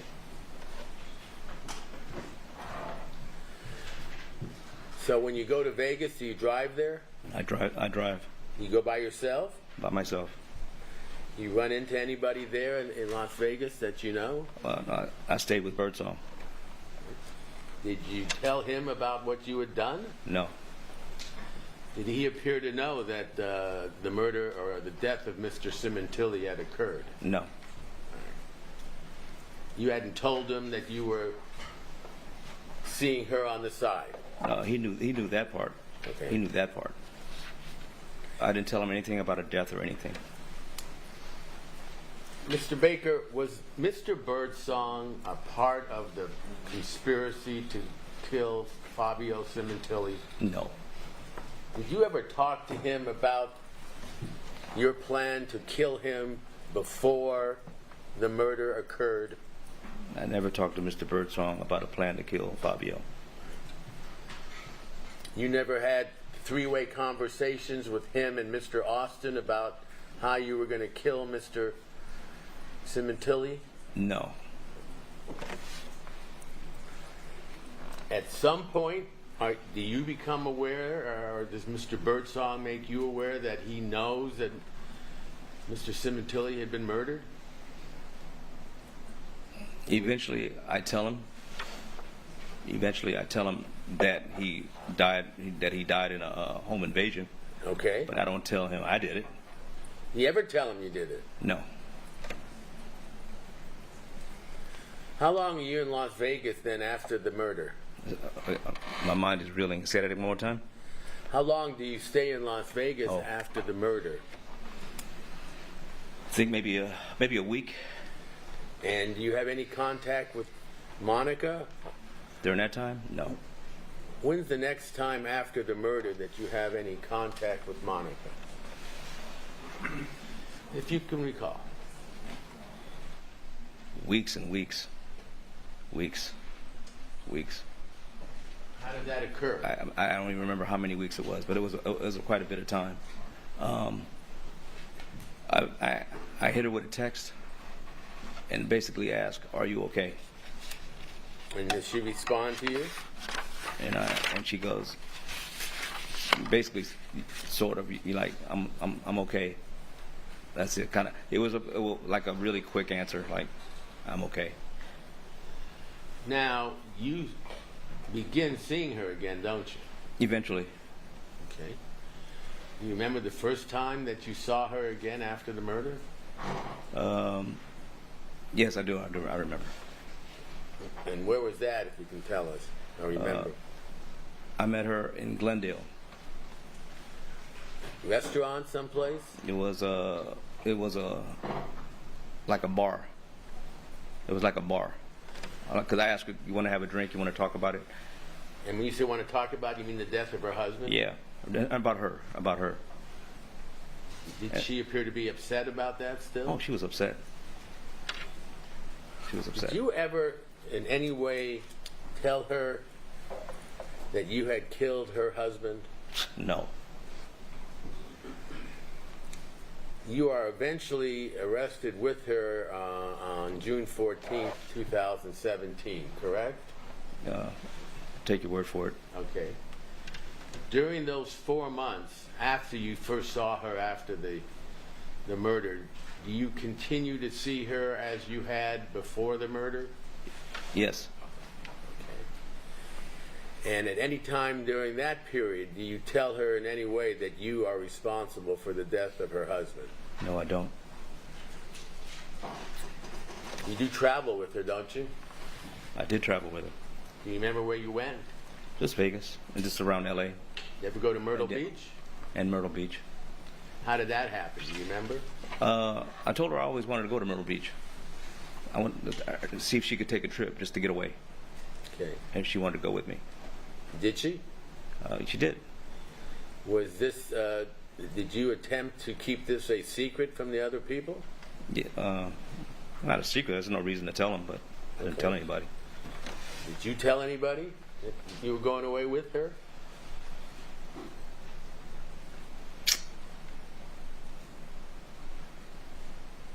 I think I don't remember. I might have. I can't remember who. Well, let me ask you two different questions. Number one, did you tell anybody at work? Did you have to get time off to go on vacation? How does that work? No. By that time, I had quit. I had quit already. So when did you quit? How long after the murder? Probably a month. And why did you quit? Mainly so if I could take off. I cared about the league, stupid as that might sound, so I didn't want to just abandon it. It sounds retarded, but I didn't want to abandon it, so I wanted to give it to somebody who could handle it. You remember who took over for you? Yes, I do. Who? Sean McCullum. Okay. So you go to Myrtle Beach. Who paid for it? Well, I paid for most of it. She paid for her own flight, so I paid for everything else. Okay. How long you in Myrtle Beach? A couple of days, 4 days, maybe 3 days, 2 days, something like that. You I don't remember that. A couple of days, like a weekend. You just there alone, or did you go with anybody? No, just me and her. Okay.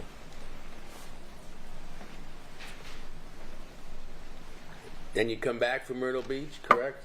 Correct. And are you able to recall or recount the other things you did with her, whether on vacation or in Woodland Hills, Los Angeles, I think we got I think the arrest came right after that. after Myrtle Beach? Yeah, pretty much. I do remember that much. Okay, so during those 3 months, are you still seeing her? Beforehand, before Myrtle Beach. Before and after? Yeah. Still seeing her. Same manner as you did before? Yes. Well, it took a little bit to get back to where it was because she was still pretty shaken up. So it wasn't quite that easy. Did you ever run into her family at all in Los Angeles who's staying with her? Or? Oh, yeah. But I can't remember if it was before or after this happened. I can't remember. I did meet them. I just don't remember. I just don't remember when. Are you still keeping this a secret? From her family, yeah. From everyone? Yes, from everyone. Before your arrest, Mr. Baker, did you share with anyone that you had planned and carried out the murder of Monica Sementilli's husband, Fabio? Just with Austin, that's it. Do you keep in touch with Mr. Austin in the period before your arrest? I did. How did you do that? I always keep extra phones, like I testified earlier. So I told him to get an extra phone so I could keep in touch with him, just to make sure he was still kind of stable, because he was pretty shooken up over this too. So I didn't want him to go. Did you ever find out whether or not Mr. Austin had in fact participated, that is, stabbed Fabio Sementilli as you had? You know, I never asked, but it makes sense now. What makes sense? That the way he acted afterwards, he was really in a bad way. I never understood why, because I just really didn't understand why. I thought it was just because of him being there, but I guess he did stab. I don't know if he did or not. I don't know. I don't remember. You've learned since then through the litigation and so Yes. forth that he did stab. Right. Did But he ever tell you that? No. Admit to that? Never told me. We never talked about it like that. We never talked about it. We didn't want to talk on the phone like that.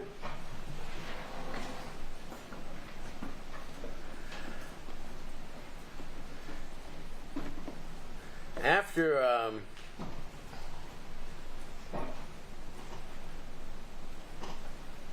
well, you and Monica are arrested, as I said, on June 14th, 2017. Is that correct? Take your word for it. Okay. And you're arrested in the same car. Is that right? Yes. And then you end up in county jail in various locations. Is that right? Yes.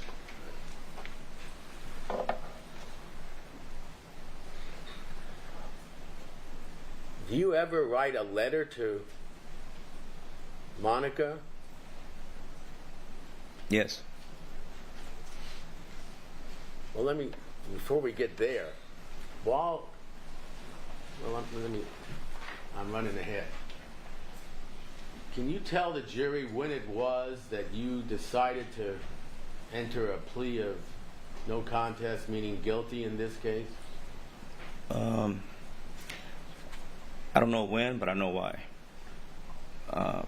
We discussed sometime in July 2023. Yeah, right. That sound right? Correct. Can you tell us why you decided to do that? There's a couple of reasons why. One of them was my lack of ability to get information. What do you mean by that? I could not get information on the case itself. It was difficult. Well, you had an attorney. I did have an attorney. Are you saying he was not informing you of the facts of the case as you would have preferred? Yes. How many times, look, you were in prison or in jail, in custody, from June 2017, and then you entered your plea in July 2023, so that's 6 years. Okay. Right? Right. So for a variety of reasons, COVID intervened. This case was going on for those 6 years, at least, Yes. correct? Yes. How many times do you recall your attorney coming to visit you at the jail? Maybe 3 times. In 6 years? I'm guessing about 3 times. Was he your only source of legal advice, legal information at that time? For the case, yes. So he was the one attorney that was assigned to you. I had other attorneys, but he was my primary one for this part. I'm talking about the murder case, not attorneys you've used in the past for other things. Correct. So what did you do to try to get more information about the facts of the case and the evidence against you and so forth if you weren't getting it from your attorney? I was getting it from people who were coming to visit me, the newspaper, because it was all over the newspaper, it was all over TV. I don't know where they were getting the information from, but I figured I could get something out of that from Monica herself. If I could, she was one of my sources. Now, is it clear to you now, or well, I'll start off back then. Was it clear to you back then that when you were communicating with Monica in jail that it was being tape recorded? I did. Or it was a potential for it. It was a potential for it. What do you mean by that? I don't know if it was going to be recorded or not, but I always knew there was a possibility it could be. Had you encountered that when you were in prison the last time? No. Mm-mm. Okay. You were aware that happened? Yes. Okay. But nevertheless, you had conversations with her, hours and hours of conversations. Isn't that right? Yeah. And how did you get information from her about the case? I knew she was scared. I could hear it in her voice, so. Let me interrupt you for 1 second. Okay. Did you ever tell her during any of those years when you were in contact with her in the jail that you had in fact killed her husband? Never. What did you say about the murder? What did I say about the murder? Yeah. Did you say you did it or someone No. else did it or what? No, we never discussed it. We never discussed it because I mean, she would kind of let me know things along the way because I would pretend, I would act like I'm concerned, which I am concerned because I do want to know. But I would just want to know, she would just let me know how things would progress. This was beforehand. So how things would progress if something was going on, because I wanted to know for myself.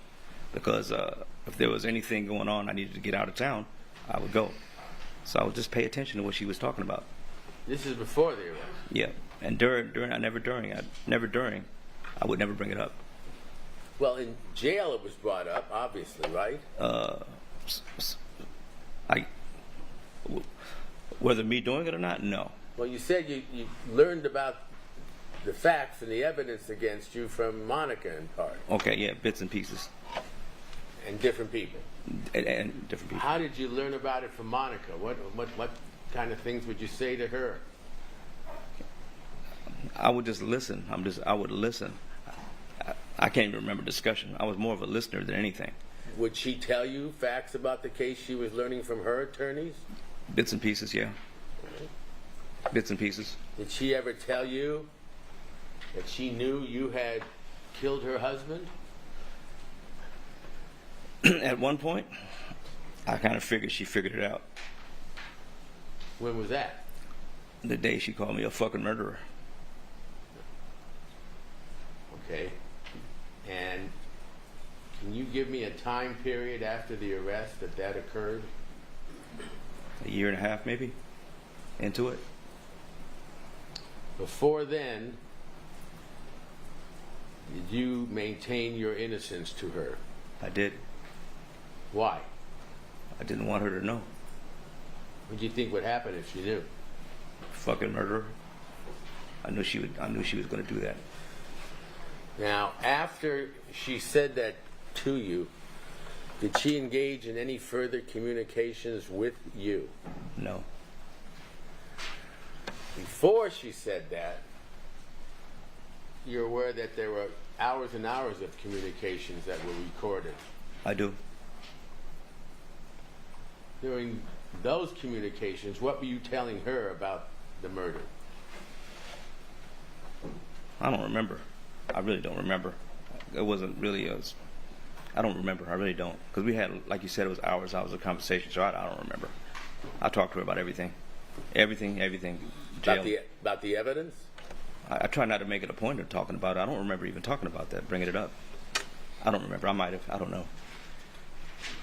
Did you tell her that you would even lie and plead guilty to get her out? I said that because I felt she felt lost, and I didn't want her to believe that I would. I knew the truth. Only I did. So I wanted to tell her that to make her feel that I would do that. That you would lie and admit something you didn't do. You ended up admitting something you did. I did. Now, without getting too explicit, did you tell her to engage in some kind of sexual conduct while she was in the jail? To kill somebody? No, sexual. Oh, I thought we were talking about killing somebody. I don't know. I might have. I don't know. Well, you tell her to touch herself or to masturbate or do things of that nature? To kill somebody? No, not to kill somebody. We're talking about sexual. Oh, we're talking about that again. Oh, yeah. I don't know. We might have. It's jailing. It's jailing. If you've been in jail, you jail. That's how you jail. Well, I don't Past know. time. I don't No, know you've what never been in that jail. is. No. That's how you jail. I'm going to object to counsel's testimony. It's not a question. I'm sorry, that was not improper. That's the next person. We have 1 minute, Your Honor.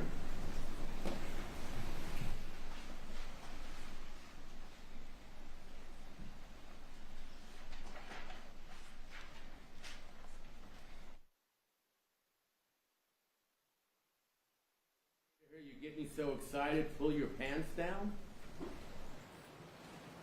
I might have. I don't remember all because we had a lot of conversations. I might have. When she said she was worried about camera scene, did you say it doesn't matter, I don't give a fuck? I probably did.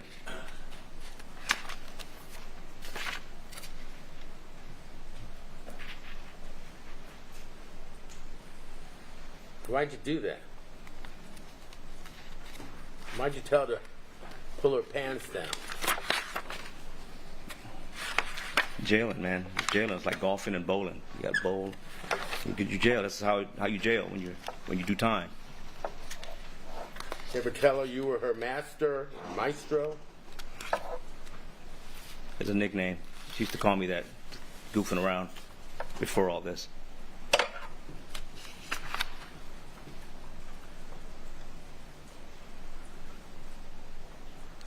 Do you ever tell her or instruct her to perform sexual acts with other men on the bus for your benefit?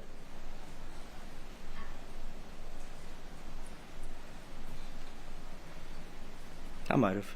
Maybe. I might have. Did you ever say you need to be a whore out there for me while you can, then tell me about it? Could have been. Maybe. Why'd you do that? It's jailing. You know about the incident involving the sperm and the toothpaste? Oh, I heard about the killer toothpaste, yeah. I heard about it. What do you know about that? I'm trying to remember how that came about. I'm just trying to figure out why it's a big deal. I'm gonna try to answer your question. I really am. Object non-responsive, move to strike. I'm going to allow that to remain. All right. I'll withdraw. I think I got a kite that said, "Can you send me something of you?"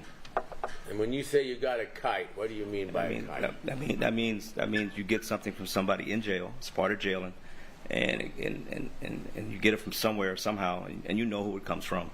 And she's, can you send me something of you? So I'm like, all right. Well, how did you learn all these things? You say you know this. Because you had been in jail before? Because I've been in jail so long. This time, I've been here a long time. But you knew Monica hadn't been in jail before. No, I know that. So were you teaching her this? No, I'm not teaching her anything. Well, did you teach her how to make three-way calls? No. How could I do that? Did you make three-way calls? I did. And what was the purpose of three-way calls? To communicate with her. Pardon? To communicate with her. With her? Yeah. How would you do that? I would call a number. She would call a number and merge the call. And how did she know what number to call? I gave her a number. How would you give her the number?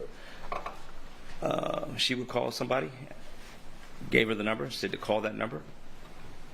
She would call the number. I would call the number. So you taught her how to communicate with you in the jail.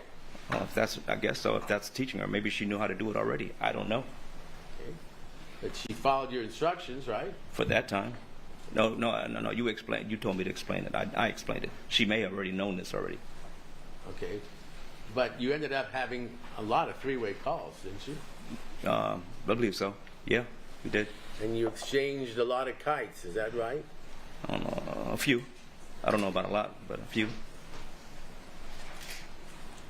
And you knew your cells were being searched? Did you know that? I did know that eventually. Well, did you know it while you were in there? Yes, I did. And you did it anyway, right? You exchanged. Yeah, the answer is yeah. Yeah, pretty much yeah. Did you have codes with her, like secret codes that you would write, secret messages in code? We developed a way to do it. Who developed a way to do it? I came up with it. You did? Yeah. How'd you do that? Jailing. You just sit in jail and you got plenty of time to think of stuff. So I come up with a possible way to be able to talk in peace. Can you explain how you did the code and how you taught it to her? I need to see the code again to remember. It might take me a while to figure it out because it's been a long, long time. Well, rather than do that, it would take me a while to find it. Do you use like letters and numbers? Yeah, letters and numbers. To mean other letters or numbers? Yeah. And somehow, how do you give the code how to break it to the other person? You have to have a code word. And did you do that? That's what we did. Mr. Baker, there reached a time we discussed earlier when you decided to enter a plea of guilty in this case. Is that right? Correct. You said you could have gotten a deal previously, but you never took it? It was during that same time. Did you ever take a deal? Never. Did you believe you could have had a deal if you wanted to, if you would have testified against Monica? Yes. Who told you that? My attorney. Or named the second person? That was part of that deal. That was what he alluded to. And you did neither. Is that correct? Yeah, I did nothing. Yeah. Why were you protecting? I understand why you didn't want to take a deal against Monica. You didn't think she had anything to do with it. Correct. Why did you want to protect Mr. Austin? Because I felt they had nothing. No evidence. That's the way I felt at the time. So I didn't want to say nothing about anything regarding him. Even if it meant less time for you. Yeah, exactly. So, tell us how you decided to enter a plea in this case, how you did that. Well, like I said, I had four reasons to go ahead and plead no contest. One was the lack of information. The other reason was what I felt was lack of due process. I felt like it wasn't going my way at all. And the third one was the proffer deal, when I knew that there was no other way out except just go ahead and plead no contest. Well, you didn't get a proffer deal. No, they said I didn't. They said I didn't, but in that tank, I was told this. When I was in that tank, that's what that lawyer told me. He said, I told them the story, and it was, and he looked at me and said, and I looked at him and I said, they want her and they want a guy, huh?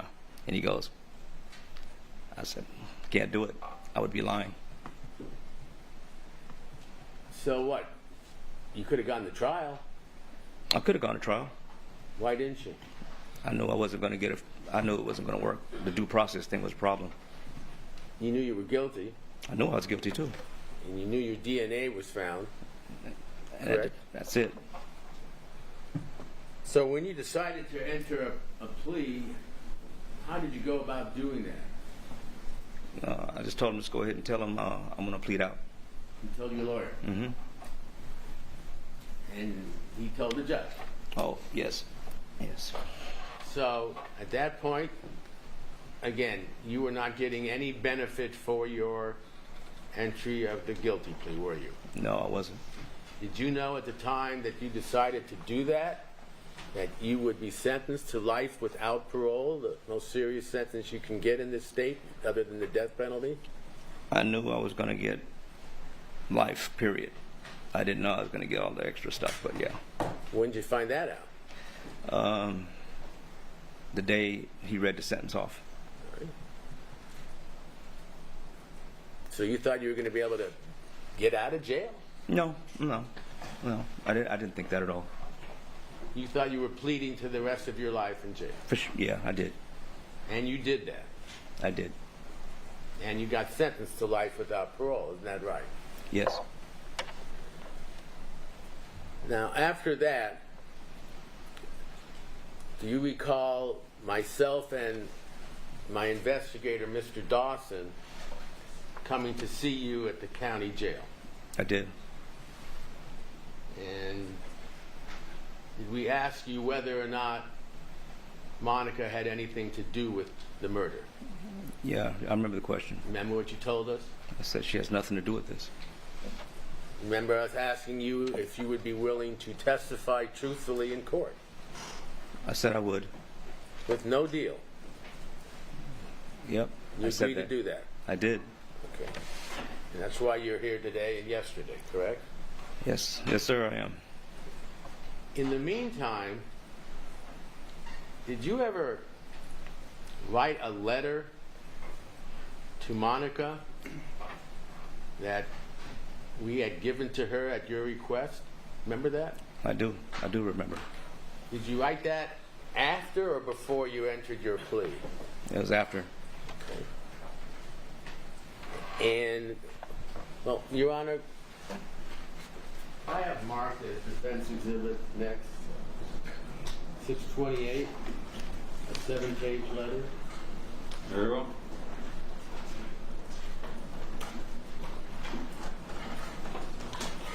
Prosecution has seen it. I think we've mentioned it in their opening statement. I approach you. Again, you approach document. Thank you. I'm not going to have you read this, Mr. Baker. Your Honor, I'm going to object, and, sorry, I snoozed for a second there. I will object and move to strike counsel's statement that I mentioned at my opening. It actually was that I didn't mention. Very well. I guess the reporter knows, and it's not a big issue.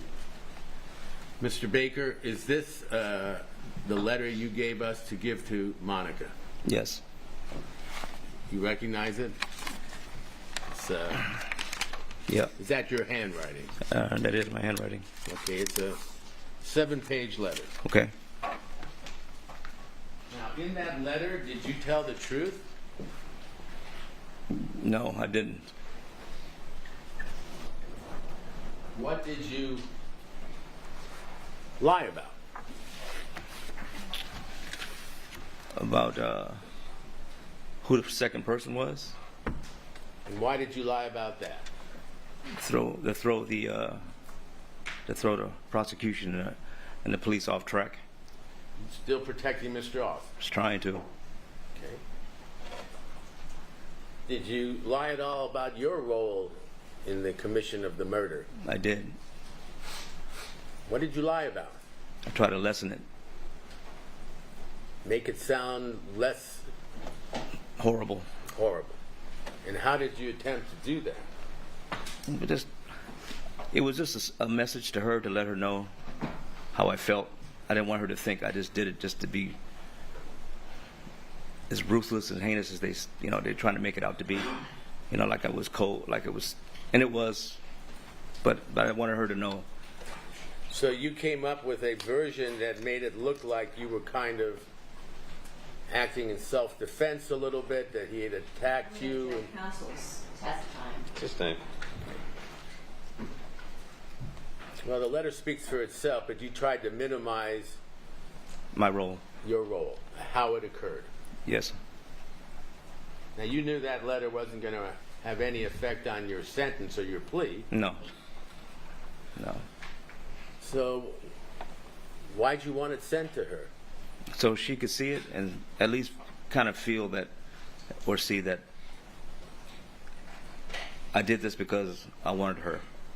It was a way of doing that. And I also wanted to see if this letter would get out to the media, which it did. It made you look better than you look now. Very true. That's a fair statement? It's a fair statement.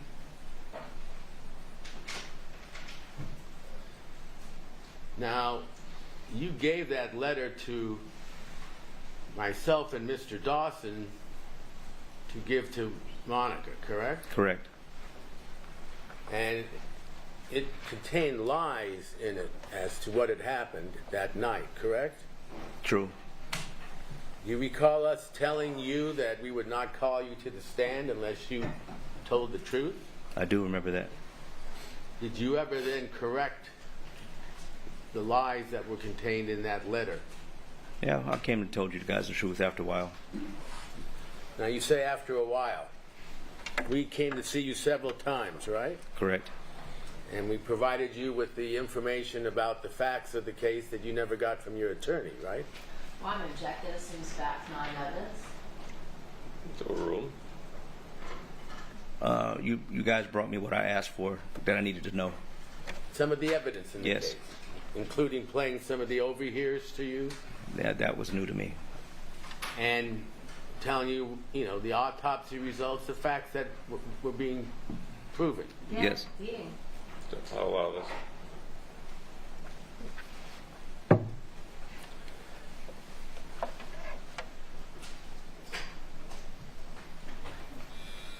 Did we then ask you to tell us what really happened? You did. And did you eventually do that? I did. Now, along the way, did you continue to try to protect Mr. Austin? I tried.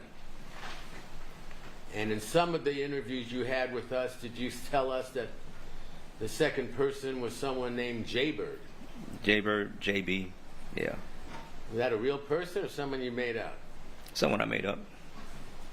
And you told us a story that he was the second person and joined you and so forth and so on, correct? That was the story I gave you guys, yeah. Now, when was it when you finally told us the truth about Mr. Austin? When I called my mother, and she told me they're looking for a guy named JB. And it amazed me how much information was being put out, and I knew it was useless to continue this farce. Did you know whether or not Mr. Austin had eventually confessed and gotten a deal or leniency for his testimony? Well, yeah, you told me about it later, yeah. I didn't know about it until much, later. And after we told you he had pled guilty, did you then confirm that he, in fact, was the second killer? I told you guys, yeah.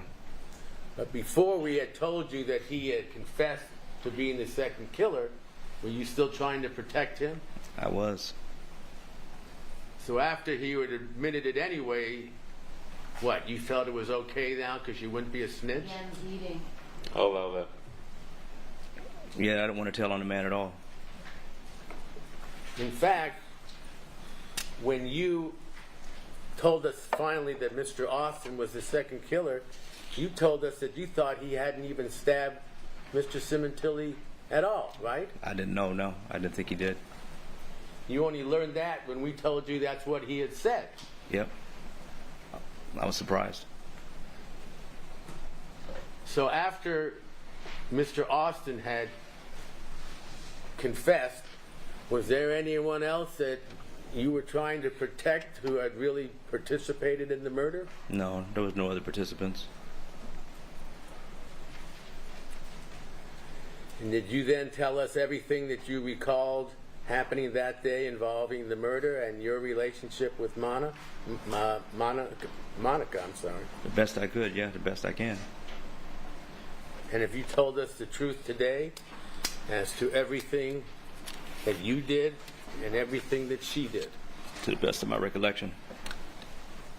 Yes, You took an oath, I did. correct? Does that mean anything to you? It does. What? It means that I'm swearing to God that I'm going to tell the truth. Like that statement I wrote was trash. I didn't swear to that. That was fables. That's not even a true statement. It's not an official statement. You swore in this case. This one I am. I'm swearing on this one. Now, you are a convicted murderer, correct? Yes. And you committed a heinous crime. Yeah, I did. But are you telling the truth about what happened? It's nothing to lose. Thank you, Your Honor. I'm nothing further. Leave a man fire. Nothing to lose, right? Yes. Because you got LWAT. What does LWAT mean? As far as I know, life without parole. That's what it means, right? You're That's- saying that's what you thought it meant? Yes.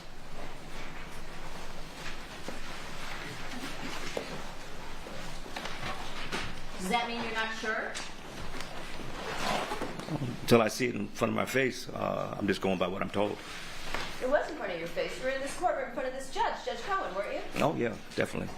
He explained it to you, He sure did. right? He did. So when you said you didn't even know that you were going to be admitting to all these other things the day that you were here for your plea, that was a lie to this jury, right? No, No? No, I don't You didn't think so. know ahead of the time. I didn't know what.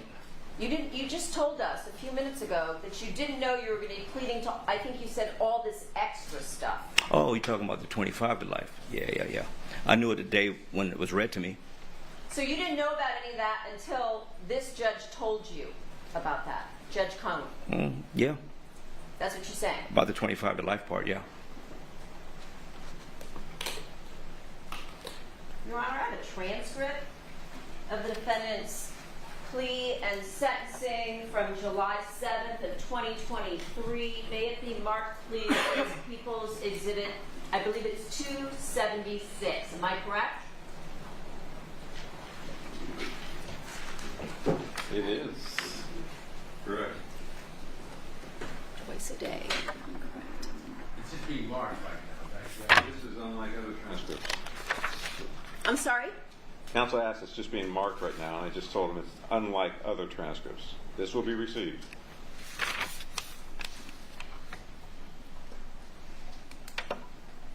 No objection.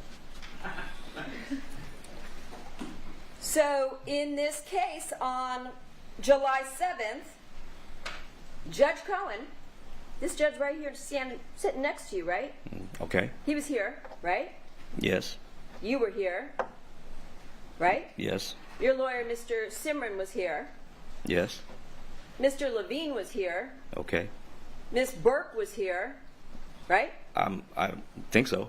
I was here. You were here. Yeah.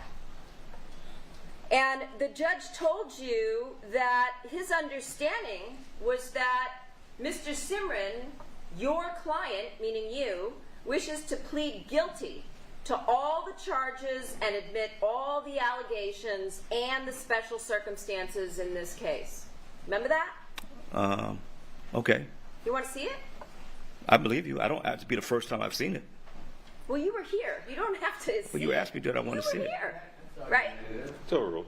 You were here, weren't you? I was here. So this was all read to you. It's open court, just like we're sitting here today. There's a bunch of people in here, including Fabio's family, right?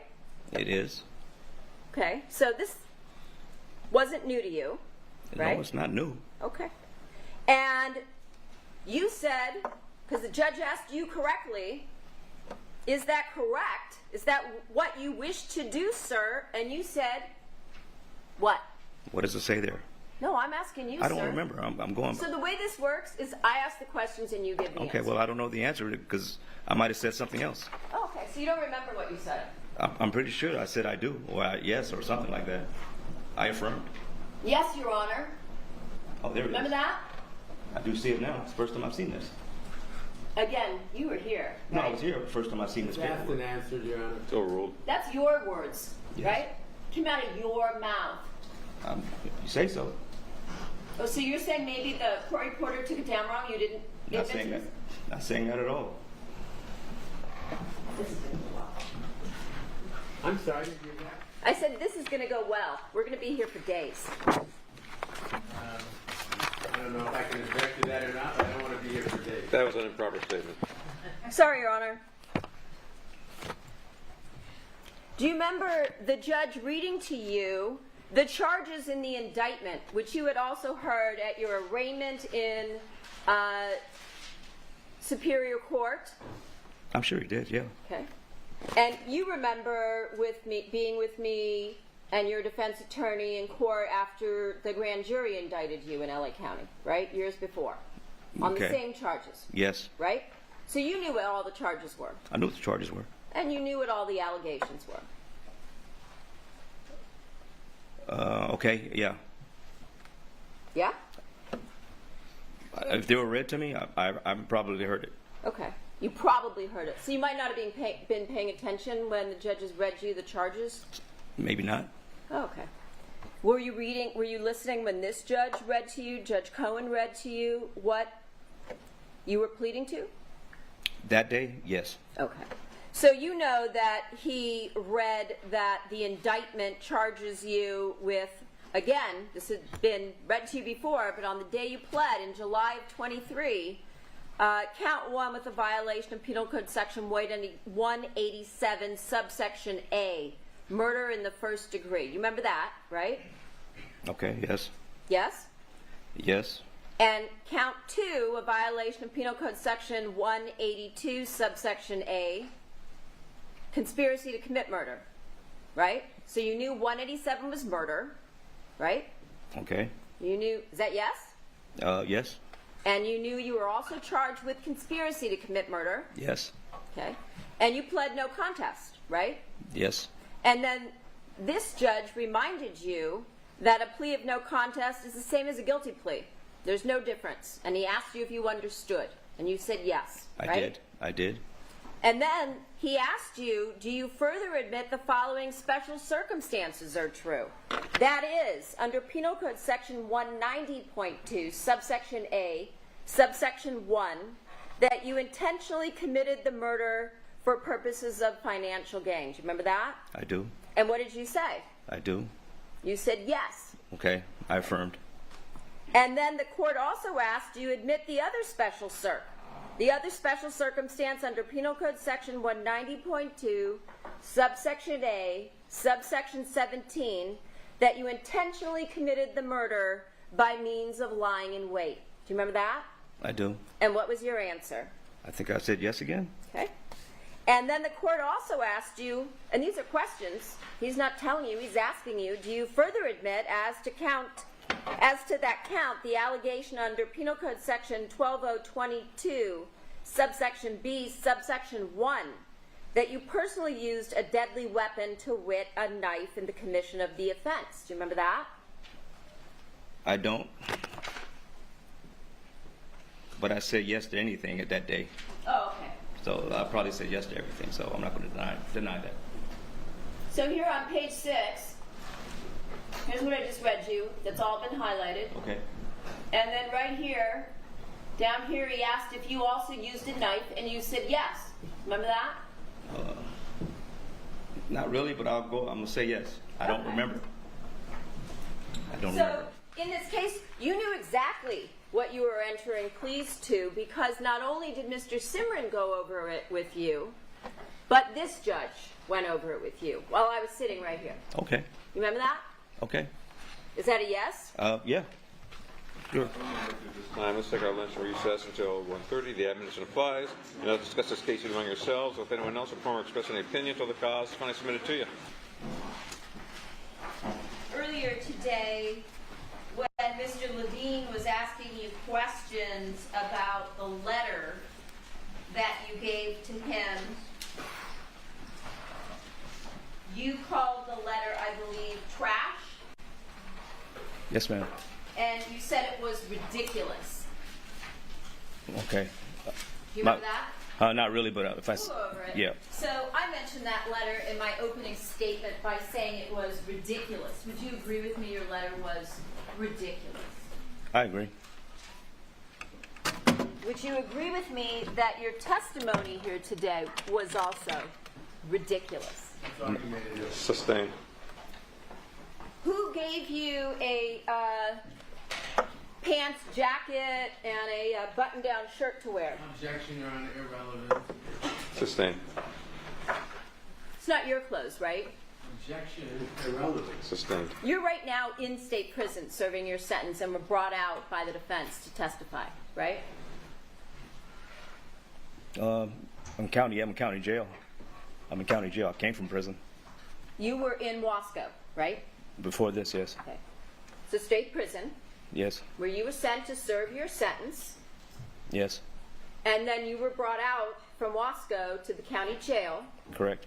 to testify for your lover, right? So ruled. Right? Ex-lover, yeah. Well, it's hard to have sex when you're in custody, right? Yeah, definitely. However, the two of you tried numerous times, right? Seems to be a big thing. I'm sorry? Yeah. Not really. We talked did. about it. Talked about it. Do the two of you engage in various sex acts right here in the disgusting, filthy lockup behind this courtroom? Sorry. I think they had us separated the whole time, so no. You didn't engage in any sex acts. We're separated the whole time. No. Do you consider masturbation to be a sex act? No. Oh, okay. Well, then let me rephrase then. Did you engage in masturbation in the lockup along with the defendant? I know I did. And she did too, right? I think she showed herself, since it's the big thing, yeah. She did, right? She showed herself. Meaning what? What did she show? Herself. What part of herself? I don't remember. Probably whatever she had underneath her clothes. What would that be? You would know, right? So what is that? I would know. Sustained. She showed you her vagina, right? I know she showed me her breasts. And her vagina. She may have. I don't remember. There's It's been a a long whole time. recording where she showed you how she shaved your initials into her pubic hair. That right? I didn't know. Really? No. So I'll pull that for you and we'll play that one next week. What about Objection, that's argumentative. Sustained. what about her buttocks? Did she pull down her pants and show you her buttocks? Probably. And did you tell her then to bend over so you could get a better look? Probably. And did she do that too? I think so. You remember that, right? It's been a long time ago. You Everything's remember fading. that though, right? Yeah, probably did. And this went on over and over and over again, right? When you came to court? Not all the time. No, just here and there. Here and there. Yeah. How many times do you think the two of you engaged in various non-sex acts involving masturbation? I wasn't counting, so I don't know. Maybe more than a couple? More than a couple. And you, in turn, also showed your private parts, right? Yeah, just trying not to kill nobody. No. You didn't? No, I did. Okay. And you actually masturbated until you ejaculated in the lockup, right? Probably. Probably? Probably. yes? I don't remember. I don't make that the highlight of my day. Well, That time. It was the there for highlight that of moment. Her day, right? Because what she said to you was, "Oh, baby, I love seeing that," right? Objection, that's argumentative. It's overruled. I don't know. I don't remember all that. Okay. Well, then I will pull that for you as well. Objection, that's argumentative. Sustained. Do you want to change your answer before we have to play those in Change court? my answer to what? To any of those questions that you just said you don't remember. I'm not disagreeing with you. I'm just saying I don't remember. Okay. Every detail like that. Every So detail. none of those things do you deny? I don't deny it. And the two of you often laid on the ground back there so that you could see each other underneath the bars while you were doing these types of acts. No. Right? Can't, No? You can't do that by laying on the bars. Did you not lay on the ground? Not while masturbating, no. Okay. Okay, thank you for clarifying that.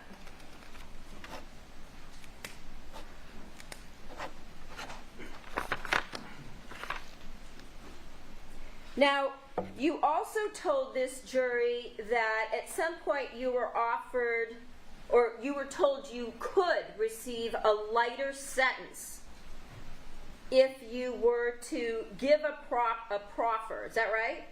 The way I understood it, yes. Okay. Did we ever have such a conversation? You and I know. So, do you have any documentation showing that anybody in the district attorney's office ever offered you such an offer? I never got paperwork, period.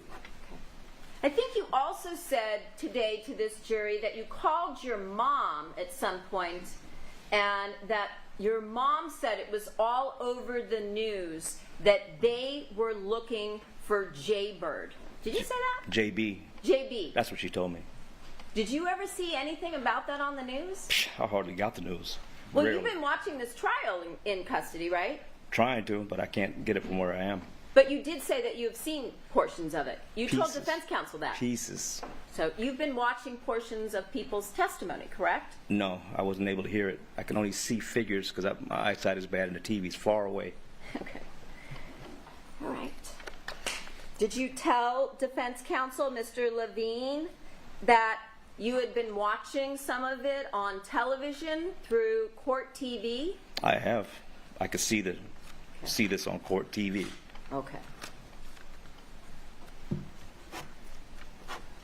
Did your attorney ever come to you with any paperwork for you to sign or review that indicated that there was any type of deal being offered by the DA in this case? No, I didn't. I haven't seen anything. Did he ever explain to you that in order to get a deal, that there's a chain of command? You understand chain of command from the military, right? I do. Okay. So you understand that there are multiple levels of authority in an organization, correct? True. And that documentation has to be sent up the chain for permission, and documentation comes back down for permission for various actions, right? In the military, yes. Okay. And was anything ever presented to you through anybody in the DA's office saying that they were interested in making any kind of deal with you? No, I didn't see anything.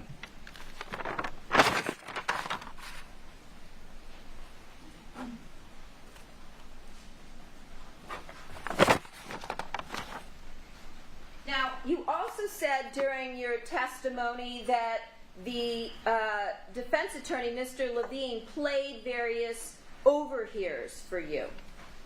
Yes. Which overhears were played for you? I wouldn't know which ones. You wouldn't know? They were played for you. Yeah, I don't remember what was. It was just too much. It was just too much. Too so much. I don't remember. Yeah. Okay. So you didn't get enough information from your attorney, and you were starved and wanting more information regarding I haven't heard the question. I'll take your objection on submission. what the evidence was in this case, because you didn't get it from your attorney, correct? True. It's overruled. And so you asked Mr. Levine and their investigator to provide you with various items of evidence in this case, correct? Yes. In fact, you asked them to show you various items of evidence repeatedly when they interviewed you, right? Repeatedly? Yeah. Well, I don't think it was like That means repeatedly. on more than one occasion. I might have. I don't know. It's overruled. I might. Huh? Say again? True. I don't remember asking for the same thing over and over again. They usually just brought what I asked. They brought you whatever you asked for. No, yeah, if I asked for something specific. So what kind of things did you ask for? I wanted to see the text messages. Okay, so you saw those. I wanted to. Text messages What- between you and the defendant. Just all my text messages, all of them. Okay. I wanted to see all of them. Okay, what else did you see? I wanted to see. I wanted to hear audio Which audio? from Austin's audio, but they said they couldn't let me hear it, so I didn't hear it. So did you get transcripts instead? Eventually, I did a few of them. So which transcripts of Austin's statements were you provided? I don't know how many there were. How many were there? Remember the rules this morning we went over? I don't know how many there were, so I can't tell you. I only saw one. One transcript now. That's all I saw is one of his. Yeah. Is there more? I don't know. Which one was it? I don't know. If there's this one, then it was that one. Your Honor, I'm going to object. There were no transcripts given to Mr. Baker. Well, that's not what he just said. I'm sorry, sir. Your objection's overruled. I was shown them. Actually, I wasn't even shown. I was read them. They were read to you. Oh, Yeah. even better. Okay, good. Your Honor, the comments are inappropriate and argumentative. It's overruled. So first you told the jury that you haven't seen anything on television. Then we clarified you have, that you've been watching court TV. Then you told us that they brought you whatever you asked for. You weren't allowed to hear Austin's audio of his interviews, but you were provided transcripts. Then that answer changed, and now the transcripts were read to you. Do I have all of that correct? Your Honor. It's overruled. Is that all correct? Well, you just heard that, but you're taking it out of context. But okay, yes. Tell them. They're here. Did you? Is that what you said? Improper. That is improper. Sustain. Did you tell us under oath that the defense attorney read you Austin's transcripts? Yes or no? The defense attorney did not. Did his investigator read you Austin's transcripts? He read pieces of it. Pieces of it. Yes. Which pieces did he read to you? I can't remember. I didn't memorize the transcript, so I don't know. When was this?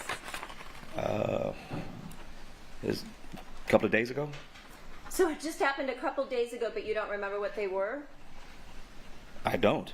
Okay. So then why did you ask to listen to the audio or see the transcripts? I wanted to hear what he had to say. So that you could fit your story around the evidence, correct? No, just wanted to hear what he had to say. Okay. You have repeatedly changed your story in this case to fit the evidence, correct? Officially, no. There's only, I don't know when you say officially, I don't know what that means. I'm just asking you. My You have repeatedly changed your story to fit the evidence in this case, correct? Are you asking me or are you telling me what to say? Your Honor?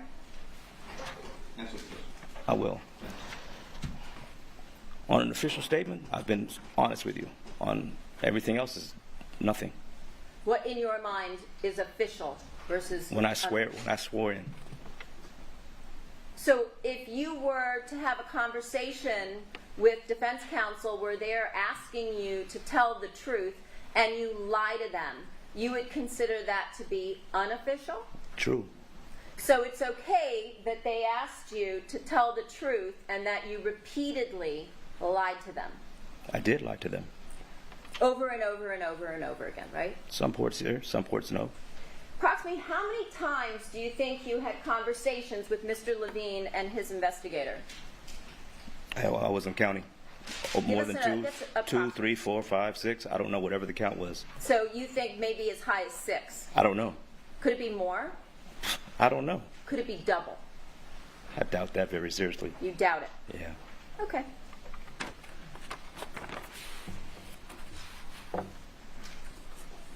The minute that defense counsel told you that Austin had been arrested is when you asked to hear his statements, correct? Yes, that's what I would normally do on any case, yeah. Because you're an investigator in this case? No. Okay. So, yes, as soon as they told you Austin had been arrested, you asked to hear his statement. I asked, can I hear it? And they said they couldn't play the audio for me. But they read it to you, as you said. Not even that day, no. The next day. No, it wasn't the next day. Wasn't. I didn't hear anything until 2 days before. When you mean 2 days ago this week? Or whenever they came last. So you don't think this could have been months ago that you did this? About hearing the transcripts? About hearing the guy read the transcripts? Yeah, that was the first time. Okay, so it was months ago. No, I just said it was a couple of days ago. Okay. And then when you were told that Austin gave a proffered statement where he was sworn under oath, you again asked to hear his statement, correct? No, I just asked to hear his statement, period. I don't know about the proffer or the other statement. Or. All right, well, we'll go through it all then. What else were you provided by defense counsel? What was going to happen, the procedure was going to go on next when trial was maybe going to start. I'm talking about materials relating to the case, as I asked you about earlier. You said all the text messages, you wanted to hear audio, you were given read Austin's transcripts. What else were you provided? And it showed me some video early on, the video of the guys running, or me and Austin running up, and then the car going down. And we talked about that. The jogger video. Right. What else? I'm trying to remember because my memory is failing because I'm getting old. So hang on, bear with me. Bear with me. Because most of the time I just let them talk so I can hear what was being said because I was happy to hear information. Again, what else did I'm you thinking. ask for that you were provided, sir? I'm thinking. Take your time.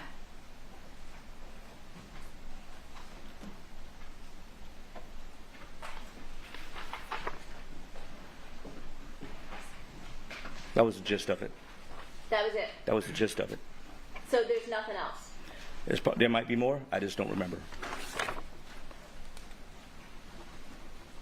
You were also asked by defense counsel about your service in the military, correct? Yeah, 30 years ago, yep. And eventually you left, separated from the military, correct? From the Army? Correct. And what kind of separation did you receive? OTH. What is that? Other than honorable. And why was that? As I said earlier, because I had caught another case. You caught another case. Yes. Is that what you said? Yes. So you received a dishonorable separation from the Army, correct? There's different ones of that. No, there's a different one. It's not It wa- that one. It's other than honorable.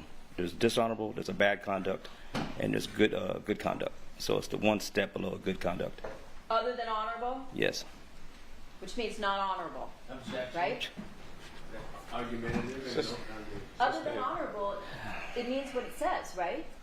Well, that's argumentative. It's overruled.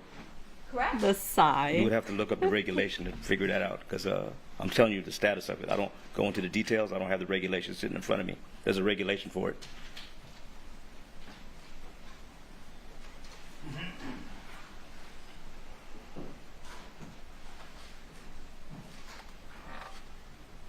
See this? Yep. Baker's discharge will be characterized as other than honorable. You see that? I just said that. That means not honorable. Objection, right? Your Honor. That's what he testified to. This has been asked and answered. His It's name. argumentative. His name.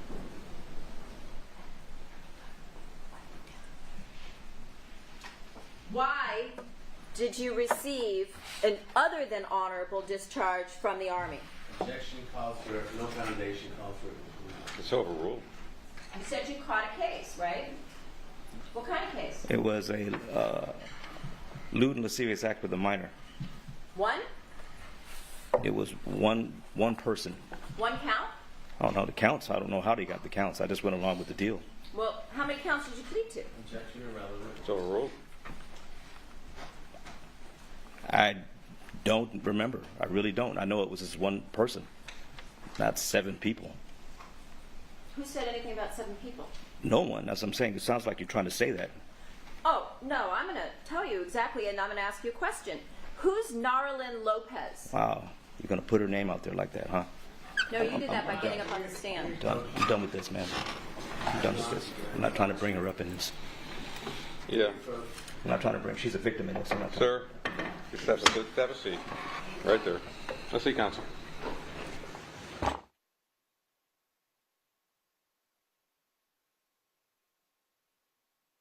Well, this is taking quite the turn.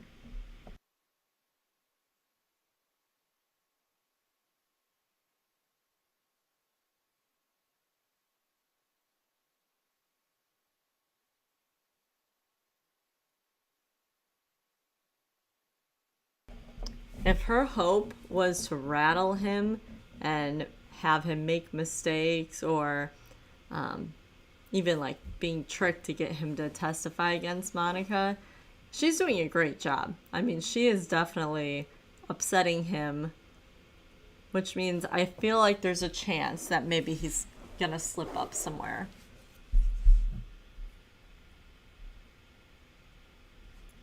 Yeah, you were right, Kathy.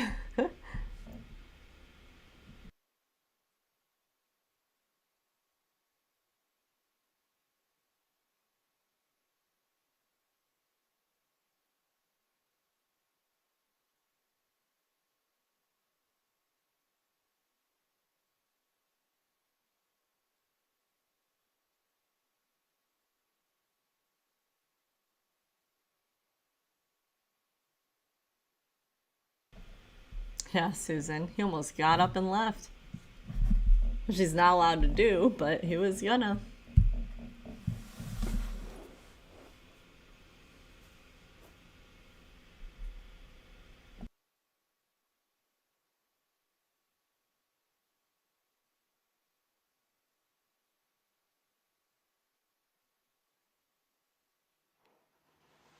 Proceed, please. Yes, Your Honor. You want to tell us who she is? I'm not talking about that case anymore. That has nothing to do with this one. Your Honor? I'm done, man. I'm done. Information that is to be inquired. Please answer the question. I'm not answering any questions regarding that case. It has nothing to do with this one. You referred to it as a stupid case in your interviews with law enforcement, correct? What case is that? The case that you're saying you're going to refuse to talk about. Oh, yeah, I'm done with. Right? I'm done talking about it. So you were convicted in this particular case of 6 counts, right? The underage thing with the Your Honor? minor? Answer the question, please. Judge, I'm not going to answer these questions. Sir, here's the issue. You have to answer the question. I don't see the relevance in this whole thing between one or the other. All right, ladies and gentlemen, I want you to excuse me for a couple of seconds outside, please. The evidence will apply.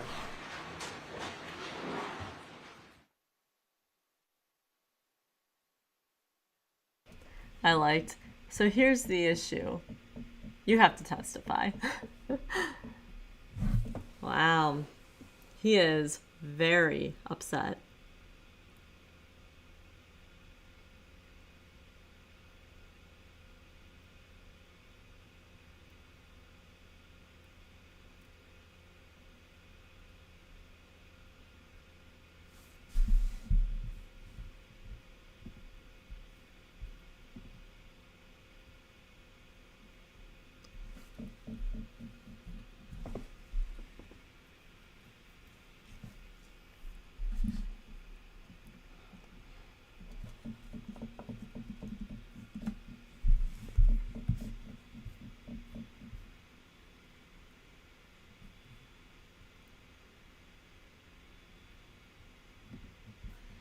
Okay, well then let me rephrase that. Did you engage in masturbation in the lockup along with the... Now, you also told this jury that at some point you were offered, or you were told you could receive a lighter sentence. Yeah. Okay, so you didn't get enough information from your attorney and you were starved and wanting more information regarding... Oh, if there's just one, then it was that one. Well, that's not what he said. I'm sorry, sir. Objections overruled. I was shown them. Actually, I wasn't even shown. I was read them. They were read to you. Oh, even better. On an official statement, I've been honest with you. On everything else, is nothing. The car going down, and we talked about that, The jogger video. right? What else?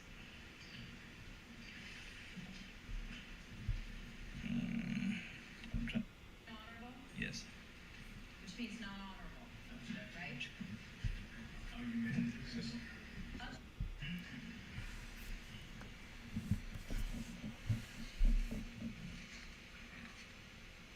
See this? Yep. Baker's discharge we characterize as other than honorable. You see that? I just said that. That means not honorable, right?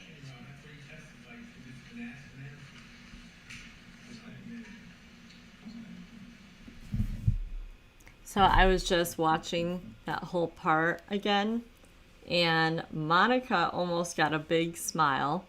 So that's interesting. Maybe I'll play it at the end if I can find the spot. But yeah, she almost was smiling. I'm trying to hear which case they're referring to, but currently I'm assuming it was the essay with the minor.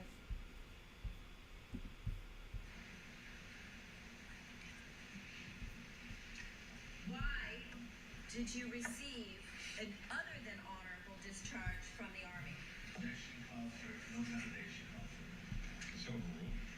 You said you caught a case, right? What kind of case? It was a no serious act with a minor. What? Oh, he said it. I must have just missed it. Yes, it is the minor one.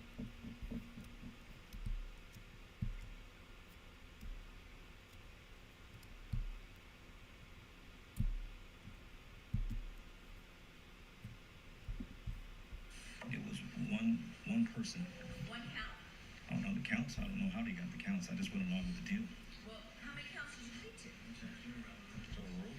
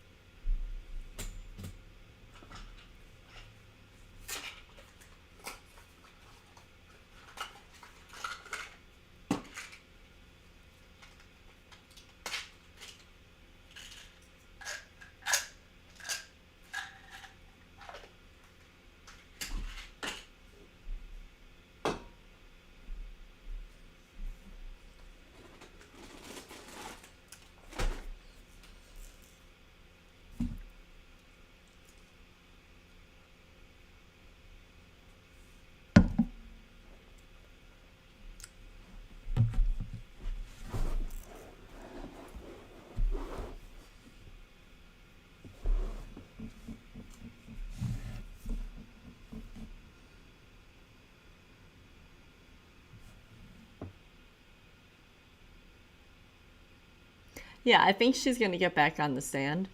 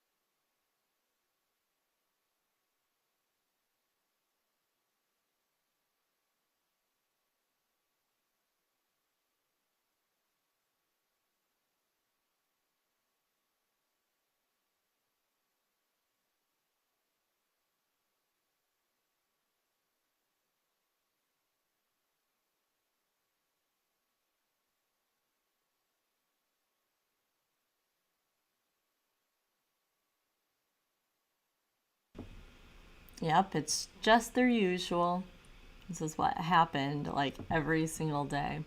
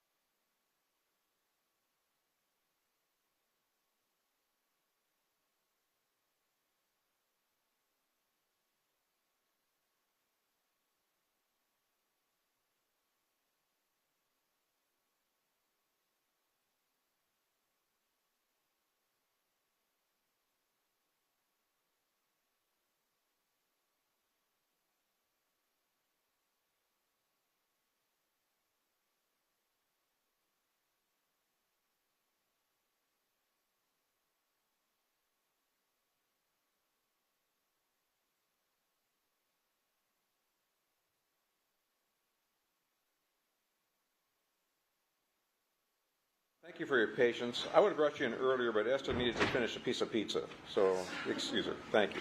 Sir, again, you still under oath, and Ms. Zimmerman, you may continue. Thank you. Again,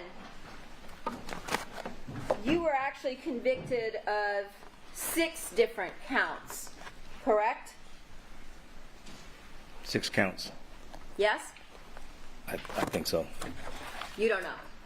I don't remember how many counts it was. I just took a deal for the whole thing, so I never really. So, It's a long time ago. 1993. Yep. How old were you? 31, And how old was the victim? 14, 15. And count 1 was a violation of Penal Code Section 288A, subsection C, oral copulation on a minor 14 or under, correct? I don't remember what it was. I thought it was just 288, whatever it was.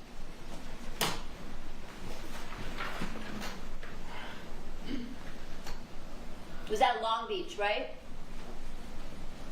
Right? Long Beach? Yes. 288A, subsection C, oral copulation. Correct? It's the arrest. Do you see Monica right? shaking her This head is what and you were staring? convicted of, sir. I didn't even know this. You didn't know. You pled to all these counts. Is that kind of like how you didn't know what you were pleading to in this I'm case? telling you the truth. I didn't know it was all this. I thought it was just. Excuse me, sir, there's an objection. Sustained. You were also convicted of Penal Code Section 288.5, subsection A, continuous sexual abuse of a child, correct? I don't know this. Okay.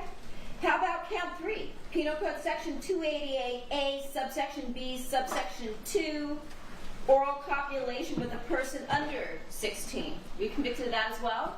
I thought it was just lewd and lascivious acts. That's all I thought it was. 7 counts of lewd and lascivious acts. That's all I 7 remember. counts. That's what I thought it was. Okay. Because earlier you said 1, so I just want to make sure I we're didn't say clear. that.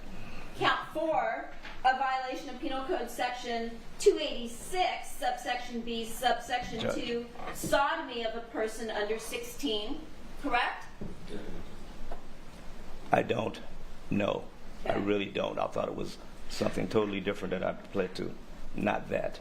Count 5, Penal Code Section 288A, lewd or lascivious acts with a child under 14, right? It's not what I thought I pled to. Okay.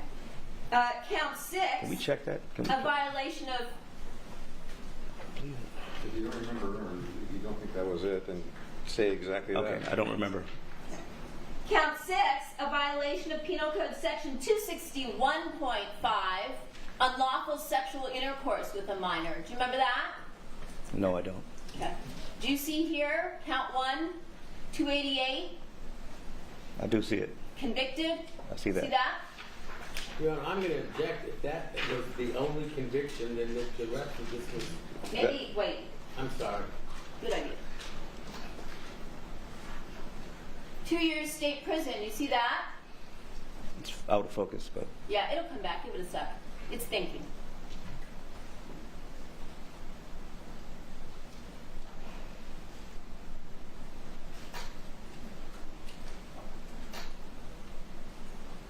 See that? yeah, I see that. 5 additional counts, all counts convicted. You see that? I see it. See the other counts here? 288C. I see that too. Okay. 5 counts of 288C. You see that? I see that. Yeah. And you see here, you know what that is? PC 290? It's registration. Right. Were you also convicted of failure to register as a sex offender after those offenses?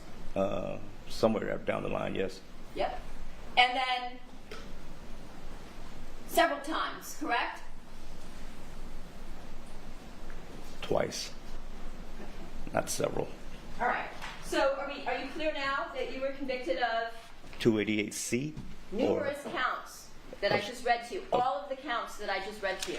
So not all the A's and B's, all that too was included? All of them. Did you see that? I saw it now, Do you but want me to put it back up? huh? It's up to you. It's already out there. So you agree with me? Those were the counts you were convicted of. I saw 288C. I saw that for sure. All right. And you referred to this as a stupid case in your interview. Which stupid case? This one or that one? Yeah, this is a stupid case. Right? It's my opinion. For me, it is. She was your stepdaughter, right? Yes. So you were married to her mother. Yes. That was Vanessa. All right. Here we go again. The names, man. It's gonna put these people on blast again. I don't have to do this again. Take a deep breath, Mr. Baker. Correct? You mentioned this victim yesterday in your testimony, right? Yes.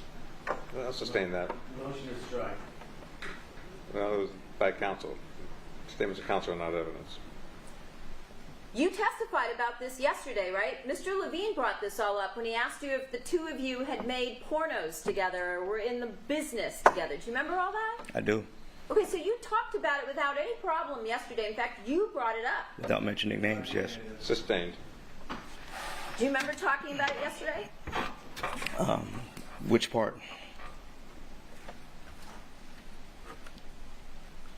You're kind of all over the place. I'm sorry? You're kind of all over the place. I'm trying to get an idea which part are you talking about? Which part are you talking about? I'm going to object. There's no question. There is no question pending. You said that because of this case, you brought this up, They chased you all the time That's the truth. because you were convicted of numerous counts of sex with a 14 and a 15-year-old, correct? Are you making a statement or you're asking me? Your Honor, Yes, he was correct. Either yes or no. I said something to that effect. was that the truth? That they were chasing me? Yeah. Because you were failing to register, correct? Yes. Would it be safe to say that every time you commit a crime, you blame it on law enforcement? Objection, that's argument. Overruled. Every time I come in, I blame. No, I haven't. You said they chased you. For the 290 registration portion? Yes. So we're on trial for the 290 now. All right. Yes, they chase me constantly, always trying to find a way to get anyone who failed to register properly. It's the law, sir. It's your violation, not theirs, correct? Counsel, now you're testifying and you're being argumentative. Correct? It's the law. There is no question pending. On this case, you told the police the only reason they were interested in you is because you were a sex offender, right? Did I say that? Yes or no? Did I say Answer that? the question, sir. I don't remember. I don't remember me saying that. Throughout this case, you've been saying that the police were Oh, okay. Got you. Initially, yes. Well, the whole way until you came in and pled. For 7 years, right? Okay. Is that true? It always ran across my mind, constantly, yes. But the truth was, you did commit the crime. And that is the truth. But yet, you went on for years and years and claimed that law enforcement was lying. Let's ask and answer, Your Honor. It's overruled. Do you understand the difference between a truth and a lie? I do. If I were to hold up my pen and say this pen is blue, is that the truth or a lie? Your Honor, that's argument. Sustained.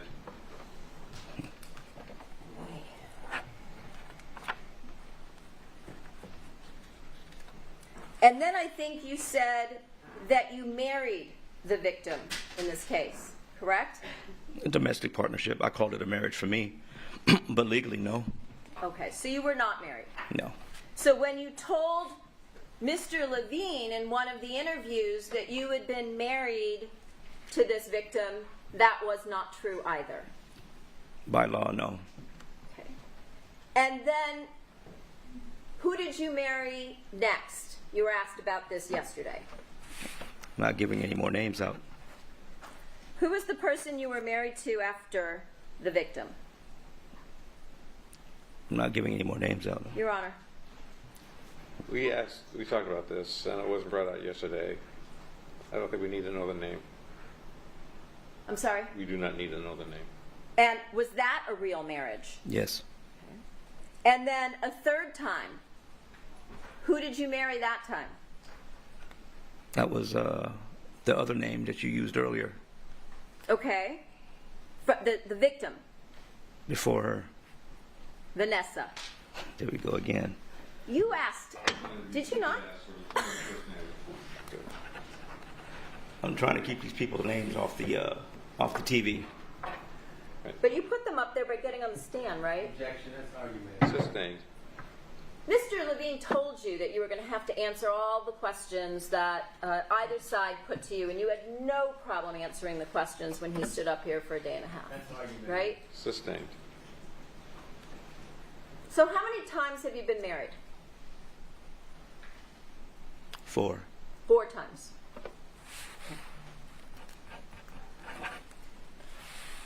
Yesterday, you told us that you were married twice, and the third one you didn't marry. Is that not true now? Say that one more time. I'm jumping numbers in my head. You One can't more remember time. the number of people I you were can't married remember to? anything these days. Go ahead.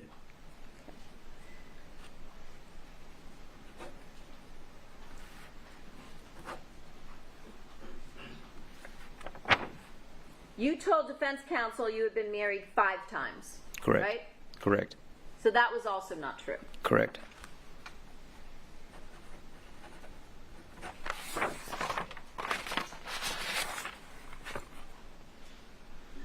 And then you said that you had a business where you were in the office all the time on the phone. Remember that yesterday? I did. What's the name of that business? Oz Entertainment Group.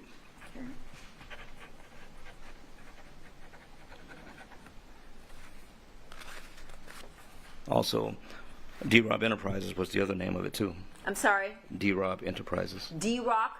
D-R-O-B, D as in D-R-O-B. D and Rob. Yes. D was one of your wives.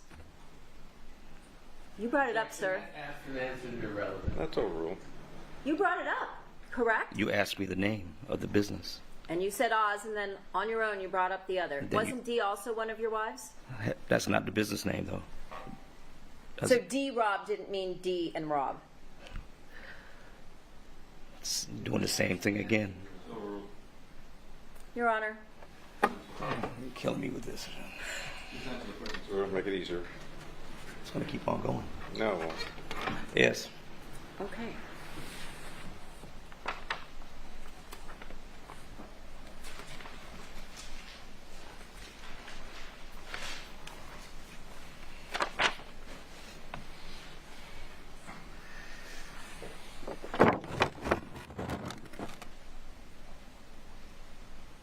And then you told us that after meeting the defendant in 2015, that within a couple of weeks, the two of you began a sexual relationship. Correct? I believe it was 2016. So you began having sex after you met her in 2015, which would have been in 2016. Correct? I met her in 2016, Okay. not 2015.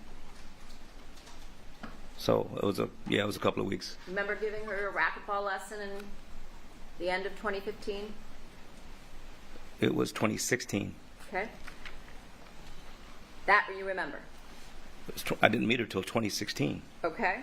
And then do you still stand by your statement from yesterday that within a couple of weeks of meeting her, you said the two of you were having sex? Yeah.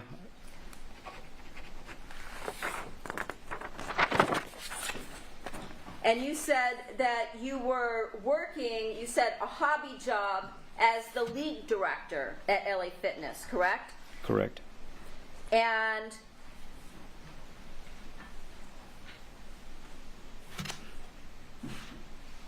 you said that it was a hobby job because you weren't making much money? I stopped working. I'm sorry? I stopped working as a manager. Okay. And so you were now working for LA Fitness as the racquetball coordinator. Correct. And I'm assuming you were making a minimal salary. Correct. So how is it that you were able to go out to all of these restaurants and bars and travel and things of that nature that you told everybody about yesterday? I had certain residual money coming in from different places. Like what? Clients who owed me money.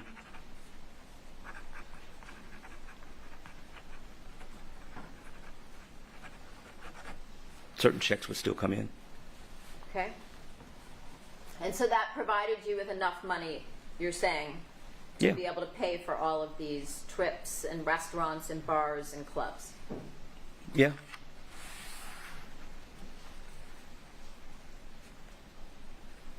You also told us yesterday that you met Fabio Sementilli at LA Fitness after a couple months of having sex with the defendant. After 2 weeks after that, yeah, somewhere down the line, I met him. And that you then started playing racquetball with him. That one time, yes. One time. Yeah. Okay. And that one time that you played racquetball with Fabio, you were already involved in a relationship with the defendant, his wife. Yes.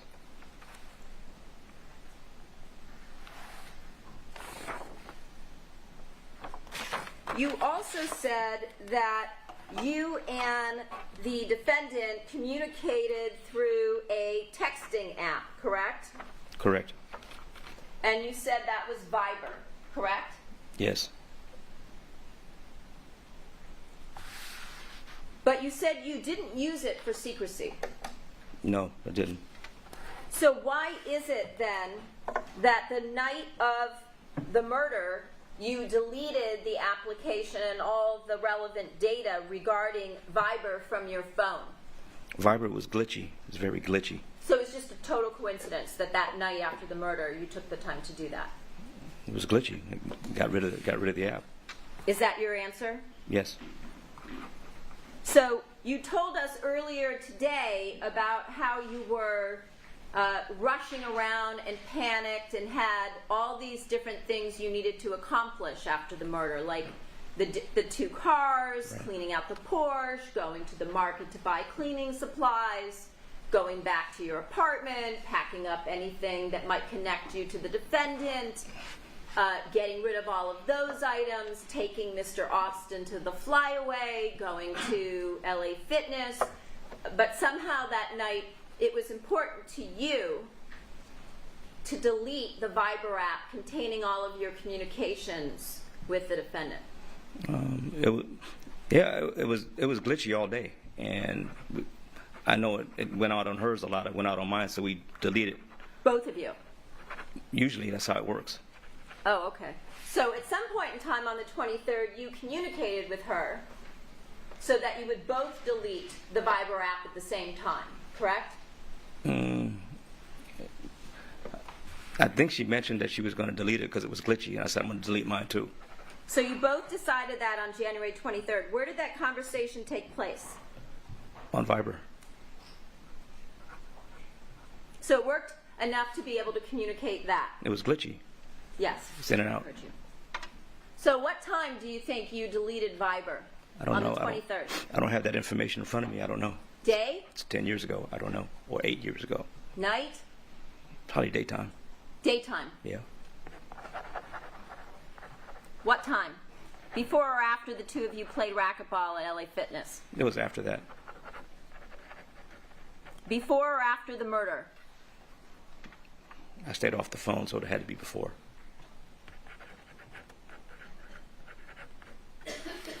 Approximately how many times do you think the two of you messaged through Viber on the day of the murder? I don't remember. I don't remember. What I was really glitchy? don't. So maybe It- only a couple? It would go in and out. You would get some, like when you make a call. Yeah. It would fade in and out, and it would cut off, or it would act weird. It would just act glitchy. It did that from time to time. Mm-hmm. So when it started doing that, we usually deleted the app and reinstalled. Had to go reinstall it and all that stuff. But you never did reinstall it, did you? Not after that. It was a lot going on. So when you said we would delete it because it was glitchy and then we'd reinstall it, that didn't occur though after the murder. No. And the defendant didn't communicate with you via Viber anymore either. We didn't communicate at all. You didn't communicate at all. At all. You sure about that? After the murder. Yeah. Yeah. So you didn't message her at 5:14 after the murder. I don't think so. You don't think so? I don't know. I don't see the text. I don't know. And it wouldn't have been via Viber because, as you told us, you deleted that before the murder. Correct. Okay. And she wasn't trying to message you that afternoon through Viber. I don't remember that. No, I don't remember. Okay. What about the day before? Did you guys use Viber the day before? We usually use Viber all the time. But you said it was glitchy. It does get glitchy. That's why we deleted it, because it was getting glitchier. I see. So the last time either of you communicated via Viber would have been before the murder, sometime during the day. Before the day, yeah. What about to make arrangements to meet up at LA Fitness? Did that take place also through Viber? Everything went through Viber. So it worked well enough so that both of you knew to meet at LA Fitness that day? Yeah, probably did. It's probably glitchy too, but still. It doesn't mean it doesn't work. It doesn't mean it didn't work. It's just glitchy. It just kind of goes in and out and acts weird. Do you recall listening to an overhear that the defense provided you where the two of you and the defendant, whispered about Viber and hoping that law enforcement wouldn't be able to recover it from your cell phones. Do you remember that? I don't remember the conversation. I don't even remember the transcripts. I'm sure if you said it's there, it's there. Okay. So, how did the two of you communicate once both of you discussed on the day of the murder, prior to the murder, dumping Viber and deleting it from your phones? How did the two of you communicate thereafter? We didn't for weeks and weeks. How many? No, on Viber? I don't think I used Viber again. You didn't. My question was, how did you communicate after that? And you said you didn't for weeks and weeks. So I asked you how many weeks. I don't know. I don't know. That's why I wanted to text so I could see all this stuff. I don't know. Again, so that you could fit your answers to the evidence, correct? No, I'm actually looking for other stuff, but I would like to have known that all the other texts before this, way before this. So that you could, again, make your answers fit the evidence. No, so I could know how to fight a case. Okay. Same thing, right? No. It's the same. So how, let me ask it maybe a third time, how did the two of you communicate after weeks and weeks after dumping the Viber app? Eventually, there was some kind of text, regular text on a phone, and then I know that she used to use WhatsApp. So eventually, you started using WhatsApp because it was less glitchy.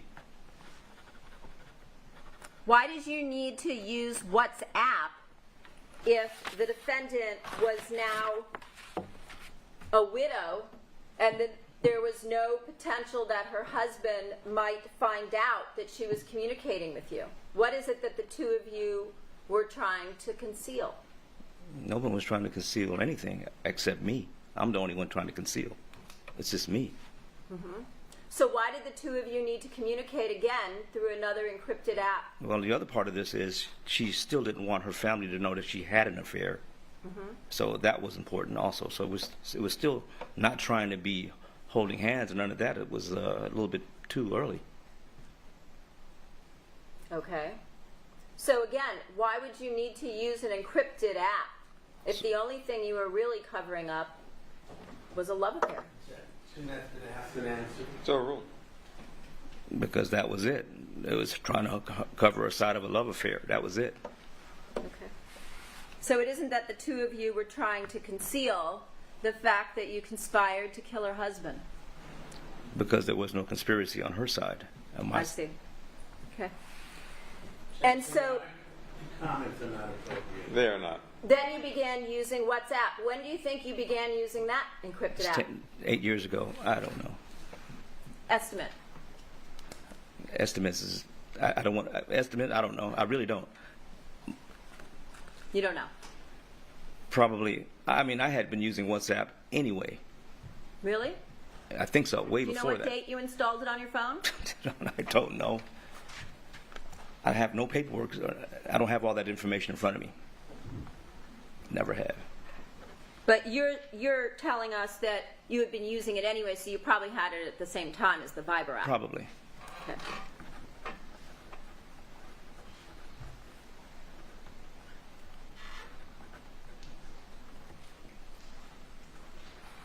You also said that you were trying to keep your relationship secret in every way possible, right? Yes. But the two of you had been dating along with another couple, right? Yes. Every time Fabio went out of town, right?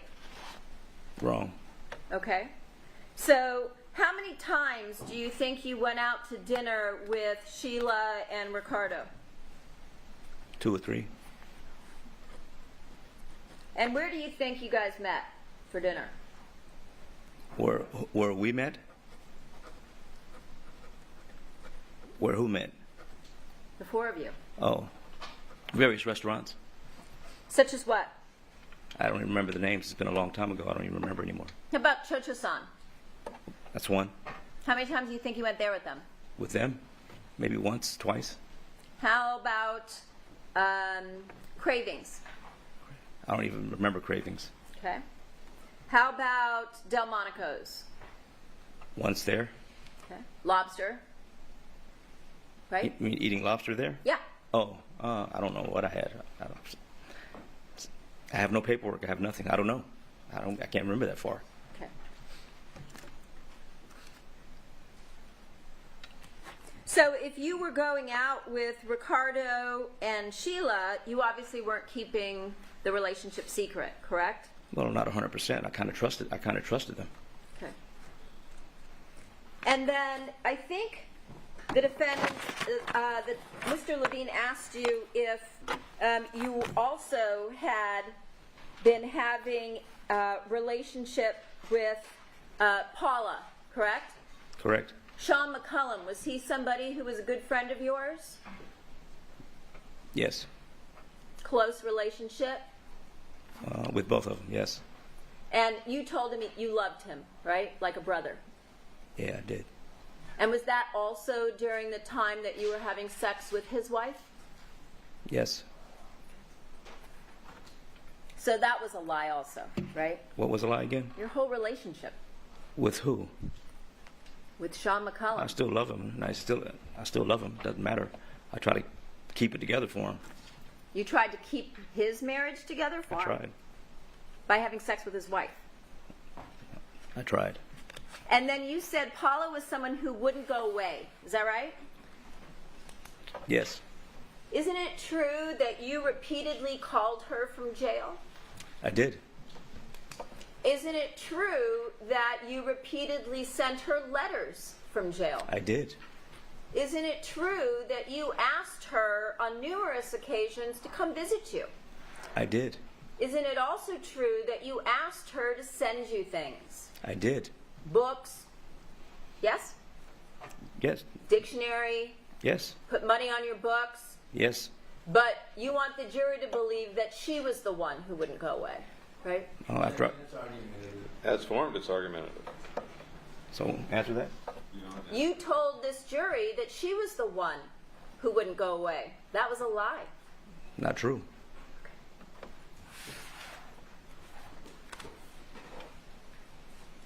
Eventually, when you continued calling and writing her, she told you she didn't want to speak to you anymore. That is also Correct? true.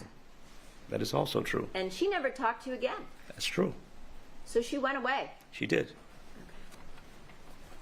Did you also tell the jury yesterday that you didn't know that Viber was an encrypted app? At first, when I first got the app, I didn't. But eventually you knew it was. Eventually, yes. Same thing with WhatsApp? I found out later it was encrypted also. So you didn't know either of those things? Not really, no. At first, Not no. really. No, at first I didn't know. Who's Al Birdsong? A friend of mine. Who did he work for prior to retirement? Before he retired? You mean, retired from where? That's my question. Where did he retire from? The only place he worked. Speculation of Sundays. This time? You said he was your best friend. Yes. Right? Yes. Who did he work for He worked in the Army. after that? He worked for TSA. Through Homeland Security, right? Then he worked Homeland. And what was his area of expertise from the Army and the TSA? TSA, I don't know what he did at TSA. I think he just watched. He watched people or something, or he checked in people. I'm not sure. Wasn't his specialty intel, data analysis, communications devices, encrypted applications, things of that nature? That was his, I think that was his Homeland job, but not TSA. There's a difference. And you never talked to him about encrypted applications, data analysis, how the police could trace you, things No. of that nature? It's overruled. You didn't talk to him about any of that. No. So if he told that to law enforcement, he would be mistaken. I don't know what he would It's not. say. It's overruled. Say the question one more time. Sure. If he told law enforcement that, then he would be mistaken.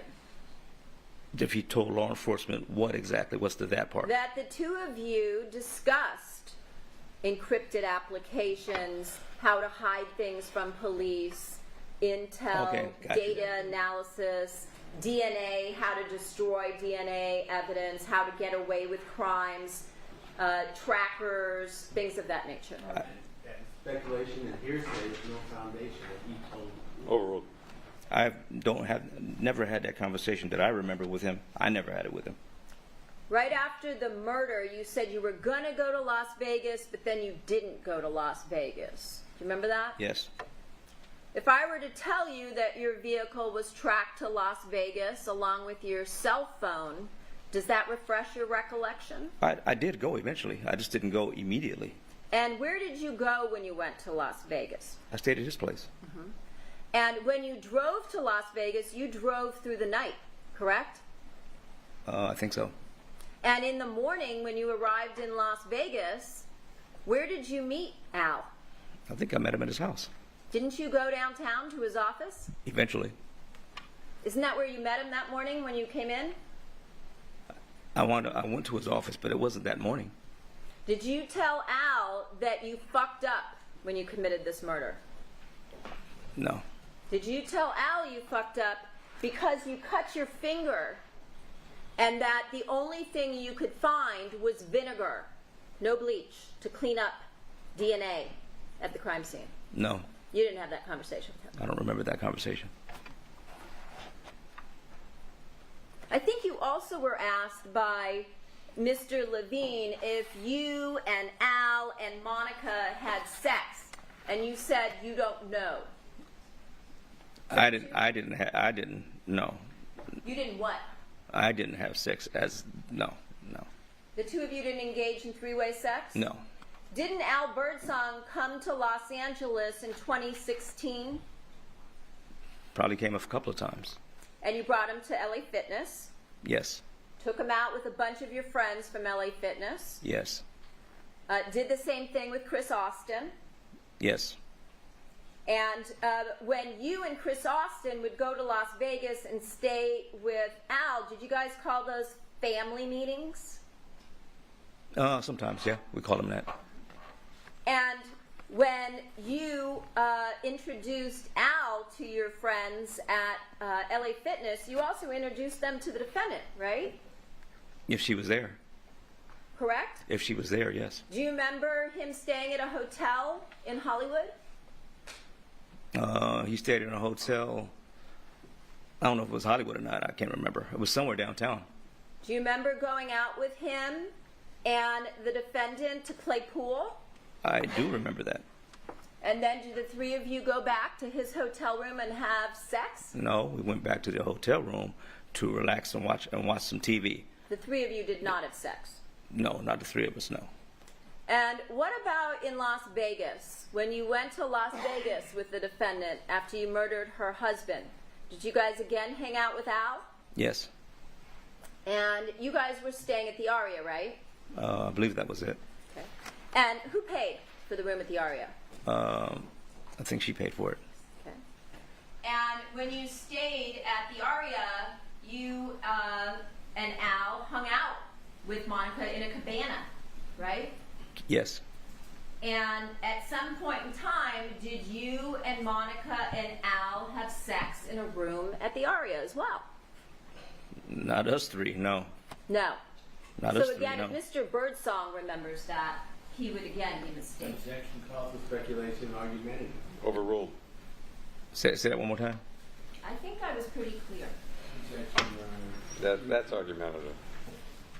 You can just repeat the question, please. All right, if I have to. Did you and Al Birdsong and Monica have sex for the second time in Las Vegas at the Aria? Objection assumes facts, not an evidence there was the first time. It's overruled. I was about to say that. Yeah, there was no first time, and no. Okay. Did you have watched while Monica engaged in sex with other men while the two of you were in Las Vegas? Well, no, not lots. No. No. Okay.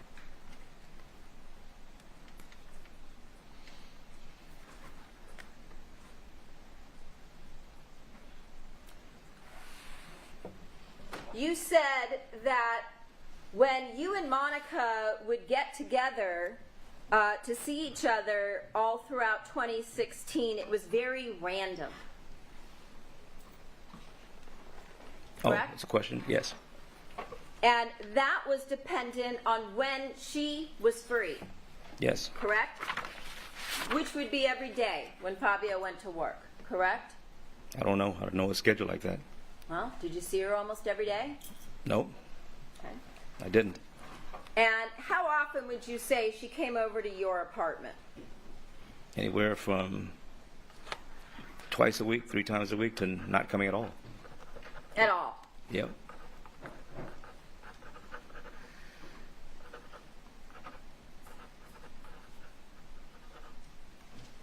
Sure.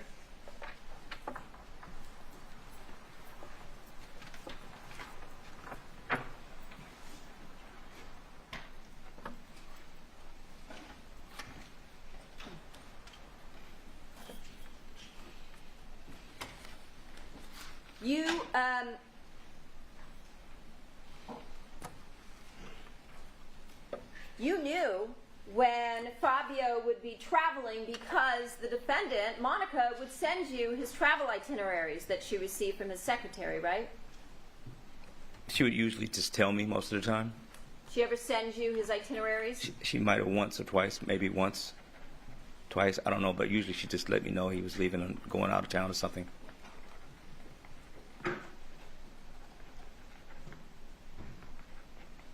So you're saying only once or twice? That I remember. That I remember. That I remember. So it could be more. Or once or twice. Could it be numerous times? Could be anything. I don't remember. Could be anything. Could be once or twice that I remember. The rest I don't remember. Okay. So basically what you're telling the jury is you don't remember her sending you Fabio's itineraries when he would travel more than once or twice. Overruled. So most of the time she told me the itinerary. Most of the time. She just told me when he's leaving and when he's coming back. So that the two of you could plan around his absences, correct? Correct. And on one of those absences or business trips is when you slept over, right? Yes. And you told us that you got really drunk. And that's why you had to sleep over. Couldn't drive, yeah. Do you know somebody named Ron Ray? Yes. He was also one of your very close friends, correct? He's just a friend of mine. He wasn't close, but he's a friend of mine. Didn't you send him messages through your Facebook account telling him how much you loved him and Michelle and that they were family to you? Yeah. Okay. He's So a good is- friend. He's a friend, but he's not my best friend. He's a good friend. And did you bring Monica there to introduce him to Ron and Michelle? She met him. You brought her to their house, She met him. yes? I think it was her house. But they met. I don't remember where, but I made sure they met. Do you remember going to Las Vegas towards the beginning of February, just maybe a few days after the murder? You talking about me by myself? Yes, you. Okay, yeah, probably. If I was in Vegas, I went to go see him. Okay. So they were good friends of yours. Yes. Okay. So every time you would go to see Al, you would also drop in and see Ron and Michelle? No, usually. Okay. And when you went in February, did you and Ron play basketball until late one night at the beginning of February? I played basketball with him a lot. So is that yes? I don't remember. I probably did. I don't remember. And during that time, did you then go to a sushi place across the way? Probably. Okay. It's right across from the gym there that you used to belong to, right? Probably. This is all information I don't have in front of me, so I don't know. But I'm going to go along with it because that's what our usual thing is. Basketball and sushi. So, okay. And so did you tell him that you and Monica were going to be living together soon? That it was in the works for the two of you to move in together? That I don't remember. Might have been something along those lines, but I don't know if it was exactly like that. Who's Michael Spence? Michael Spence? Yes. Michael Spence is a childhood friend of mine. And did you also message him about your relationship with the defendant? I don't remember. I might have. If you have it, then I probably did, but I don't remember. Did you also tell him at the end of 2016 that you and the defendant were going to be living together soon? I might have. So would it be fair to say that sometime in 2016 you and the defendant discussed moving in together? Me and the defendant? No. Maybe me just thinking about it. You just thinking about it? Maybe me, yeah. It was in my head for sure. Okay, so you're saying you and the defendant never talked about moving in together? Well, we did, but no dates. We just kind of just toyed around with it just to see, but it was like nothing concrete or nothing like that. It was just like, what if we moved in together? What would happen?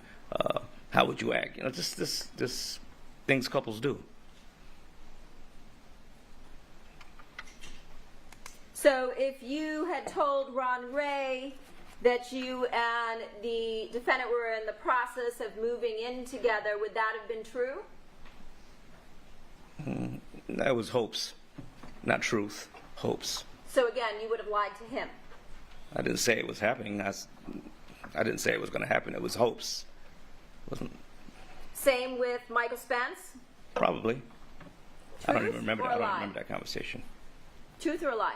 Can I see the text? I'll tell you. I'll show you. I'll show you. Truth or a lie, sir? Objective, argumentative. It's overruled. Can I see the text? Can you answer the question? Because I need to see what happened beforehand, what the conversation was beforehand. Because you're taking it out of Because you'd like to know context. what the evidence is beforehand so that you can fit, again, your answer to the evidence. Correct? This don't allow. Correct? No, you're incorrect on that. So then we don't need to see the text. Why don't you just answer the question? Because I need to see the conversation beforehand, so I know how it. So I can answer So you you know properly. how to answer. Exactly. So I can tell you what's in my head during that time. I get it. Mr. Loney, interrupt. Let's take our afternoon recess for 15 minutes. The admonition applies. Well, that was getting pretty heated. And alternates are present. Mr. Baker is still under oath. Ms. Silverman, you may continue. Thank you. When did you download WhatsApp relative to the day of the murder?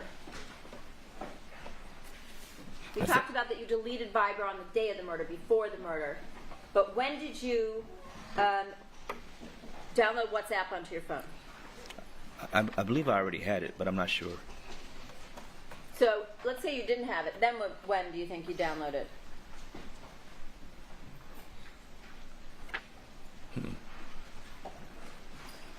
I really think I had it already. I really think I had it already.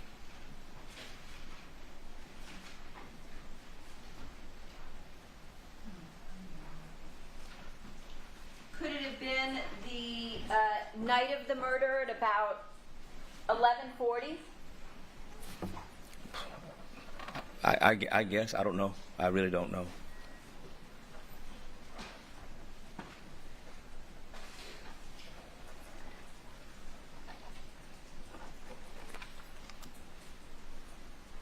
When was the first time you remember you and the defendant communicating using WhatsApp, the second encrypted app? I'm thinking maybe I really don't know. It's been a long time ago. I'm thinking we may have used it even before this thing happened, and then after that, weeks later is when I contacted her. But I don't know if I used WhatsApp to do it. I'm not sure. Let's say I told you that you guys did not ever use WhatsApp until after the murder. Okay. All right. Does that help you? Not really. Honestly, I really don't know. It's been too long ago.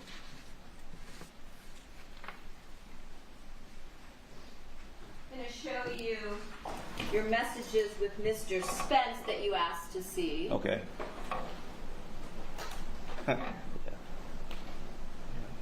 Remember this? Sounds like my verbiage. From your phone, Yep. right? You my see phone. Rob Baker, Yeah. November 3rd of 2016. Okay. You're messaging him about the defendant, right? Yeah. Do I list her by name by chance? Bless you.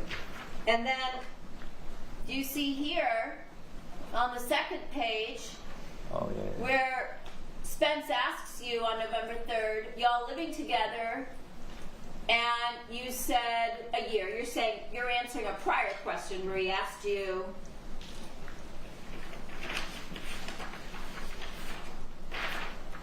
at the bottom of page 1, how long you've been together. Gotcha. This is November again of 2016. Okay. You said a year, and then you said probably start living together in about 3 months. So you gave a very specific timeline, right? Yeah. Yeah. Yeah. Remember that? Yeah. I see it. And this would be before the murder of Fabio, right? Yes. It's according to the date.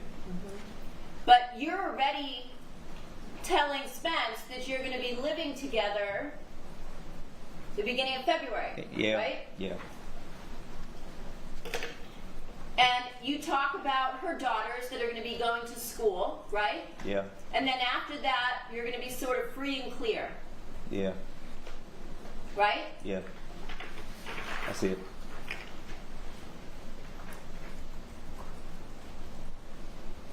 And then on the last page, you said, now when I move into that spot, this place where you're moving in together, and then, or she moved in with me, and you always got a place to stay if I have room for sure, right? Yeah. And then Ron Ray, this is exhibit 206. I'm sorry, Ron, I don't know if I said, but the messages with Spence are in Curtis Davis's PowerPoint on exhibit 158. And this was pages 23 to 25. Moving on to exhibit 206. Again, messages with Ron Ray from November 12th of 2016. You recognize this? Where's this from? Again, do you recognize this? No, I don't. Hang on. You see this where it says Rob Baker? Yeah, I do. And it says, I've been with my girl for a year now.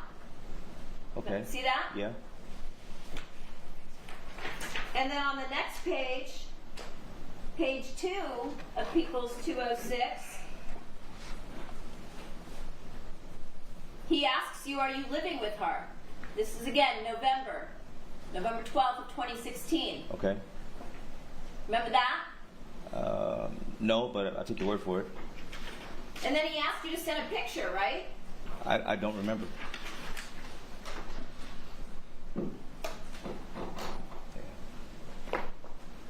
Pic. You see that? Yeah, I do. I think what he meant is send me a pic, but he said she me a pic, and then you send this. Right? Yeah, That's at LA Fitness. it is. Okay. And then on the next page, in response to Ron's question, not living with her.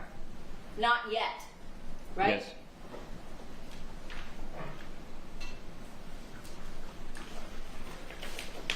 So again, you told your friends, Micah Spence and Ron Ray, that you and the defendant were going to be living together soon, right? Yes. So at that point in time, you and the defendant in November of 2016, before the murder of Fabio Sementilli, you and the defendant were already making plans to live together, correct? Just me. Just you. So how were you able to tell Spence that it was probably going to happen in 3 months? That's argument. Overruled. Even if I did accomplish this thing in January, there's no way we can get together and do this in 3 months. It's just bravado. That's just bravado guy talk. That's all that was.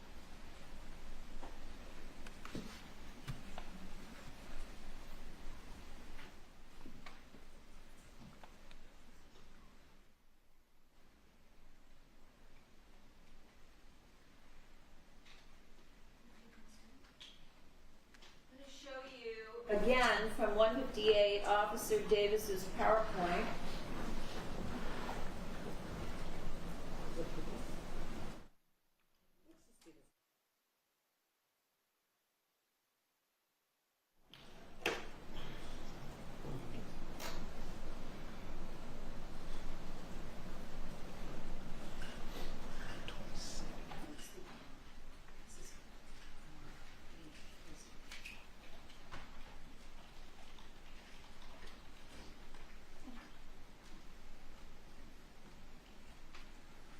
You recognize this number down here, 21327? Okay. And you had a few different Samsungs, right? Yes. You had an S4, What is that? a Samsung Yeah. S4, Okay. yes? Yeah, I think so. You had a Samsung S6. Yes. You had a Samsung S8. Yes. And Al Birdsong gave you one of his Samsungs, Right. correct? Yes. That you had in your phone as Al, right? Okay. That you took and used, right? Yes. That's a 702 number. I believe it ends in 2325. I don't remember the number, but I remember the phone. I remember it. So does that sound like the number to you? Yes. It's this thing. Looking at this document here, which is page 61 of Officer Davis's PowerPoint, do you see what's shown here? It says WhatsApp registration after murder. Yeah, you see that? I do. See the date? 23rd. Yeah, you're a military guy. What time is that? It's 11:40. 11:40 in the night. On the 20. Oh, yeah, I see it. I see it. So that's the night of the murder, 11:40 at night. You registered for WhatsApp. I remember. I see that. I didn't even know that.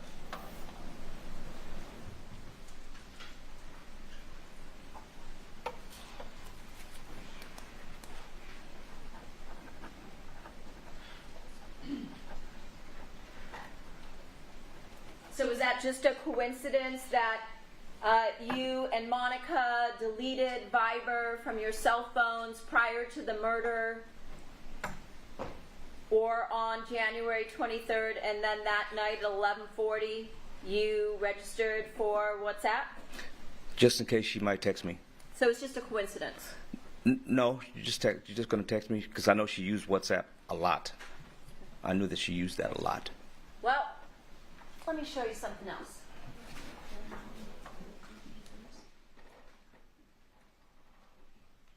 What if I were to tell you that Monica didn't register for WhatsApp until January 27th?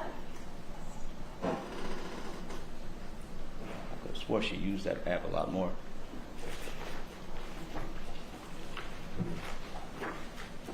Long time ago. I don't remember. I'm telling you, I don't remember. But I know she used it an awful lot, WhatsApp, because she was telling me about using it from Canada with her family.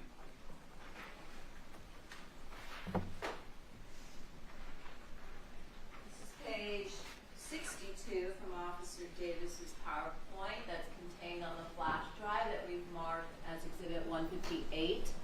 You recognize this phone number here at the bottom that ends in 4213? I can barely remember it, but it's familiar. It's familiar. Whose phone number is that? I'm assuming it's hers. I'm only assuming. Monica's. Right, remember that? I'm assuming it is, yeah. You're assuming. Yeah, I don't remember offhand anymore. Well, let's assume you're correct. Do you see here the registration? I do. And what does it show? 8 in the morning on the 27th.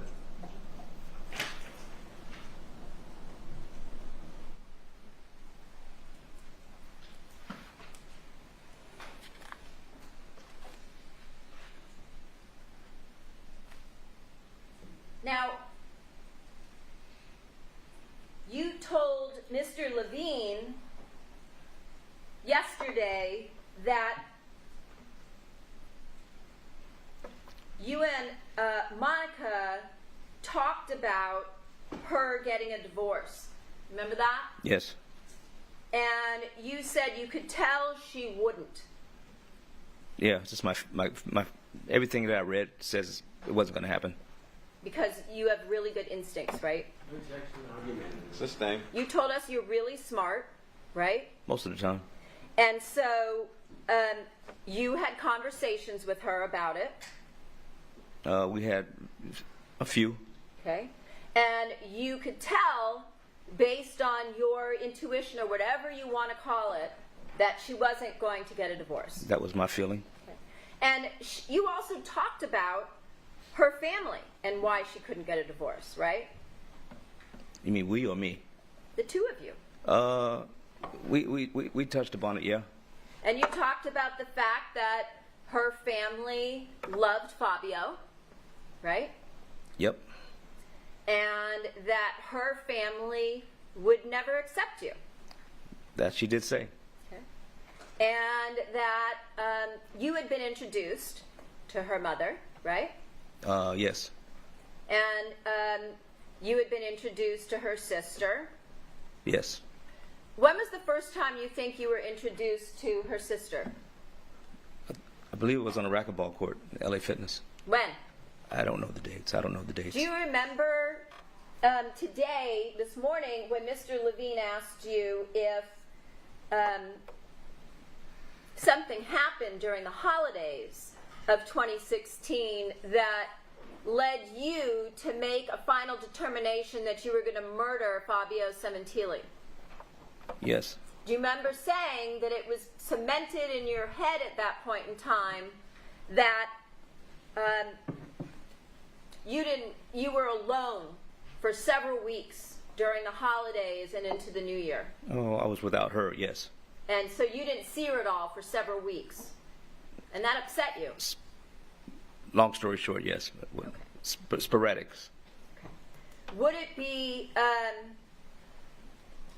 correct that because there were so many weeks during that holiday season that you didn't see Monica and that upset you, that you decided that you had had enough, that you wanted her for yourself? That and a little bit more. What else? Well, I kind of like wasn't. I always worried about him a little bit because I just didn't want him showing up at my door one day because I heard he was kind of possessive. So that was a second reason, and that may be an issue. And he was a kind of a connected guy, and well known and well liked. Mm-hmm. I just didn't want him showing up one day at and who knows. So that was another issue that I had. Well, he had never been convicted of any kind of crimes, right? No, not that I know of, no. I mean, we're talking about a guy, I'm sure Monica told you, that was beloved by everyone that met him. I didn't know too much about him. Really? No, I really didn't know that much about him. Didn't you tell law enforcement when you were arrested on this case, Detective Gable, Detective Tellis, that Fabio was a famous guy and you wouldn't have done anything to get in the way of that? That was after this happened. I found out how famous he was after it happened. I didn't know beforehand. So before... Your Honor, objection to comment. Comment I see? Overruled. During the entire year that you and Monica were engaged in this very... Can I use the word obsessive? Would that be a fair word? No. No? No. So, would it be true that the two of you would regularly send pictures of each other Yeah. to one another? Yeah. Okay. Used, as we talked about, an encrypted app where you communicated, as you're aware, thousands and thousands of times back and forth? I don't know about the count. Really? Do you remember in Van Nuys, when you were initially arrested on this case, appearing in court on a couple of occasions in Van Nuys before you were indicted and the case was sent downtown? I remember being in Van Nuys many times because of this case. Okay. And do you remember Mr. Levine in any of those overhears that were played for you, where you and Monica talked about the number of communications between the two of you with respect to what are referred to as overt acts in the charging document in this case regarding the conspiracy count? I have no idea what you're talking about. I'm going to show you what's been marked as People's 255, page 2, Cyray's chart, showing the communications between October of 2015 and June 14th, the day of the arrest. 16,462 communications between you and the defendant. Wow, I didn't know that. Yeah. It's a huge number, right? Yeah. Okay. You sent her over 11,000 text messages. See that? Yeah, I do. The defendant sent you 4,800 messages. See that? Yes. Called you 400 times. See that? I do. See the total of messages between the two of you? Yeah, I do. Almost 16,000 messages and 577 calls. Yeah, that's a large number. So would it be safe to say, when I use the word obsessive, that that would be a fair characterization? I guess to the normal person it would, but to me it felt normal. Felt good. So you're saying that you were worried about Fabio because he was possessive. That's what you thought, right? Yeah. And you wanted Monica to yourself, so you murdered her husband. Yeah, it sounds crazy, but yeah. Okay. And yet, based on what we're looking at here, you also knew that even if you killed Fabio, she still was going to have 2 kids, right? True. Were you planning on getting rid of them as well? No. So you knew then that her time would still, to some degree, be taken up with her kids, right? Yes. So that wouldn't solve your problem, right? It would solve the problem because it was a little more to it. Well, she told you that her family was never going to accept you, right? True that. Very true. Yet, when you asked her to marry you, she said yes, right? Yes. Family be damned, right? Yeah. And didn't you tell your cellmate when you were arrested, as well as Paula McCullum, that you got to see the defendant pretty much whenever you wanted to? My cellmate. I don't Didn't remember. you say that? That it really wasn't an issue because you got to see Monica whenever you wanted. My roommate, you mean? In your cell when you were arrested on June 14th. Remember telling Monica that you knew at some point after that your cellmate was probably an undercover? Remember that? Yeah, I think so. All right, I'm just trying to make sure I'm Do you trying to remember keep up with you. telling people that you saw plenty of Monica? Yeah. And during the holidays, you said you didn't see her for several weeks, 2016 into 2017. No, I said it was sporadic.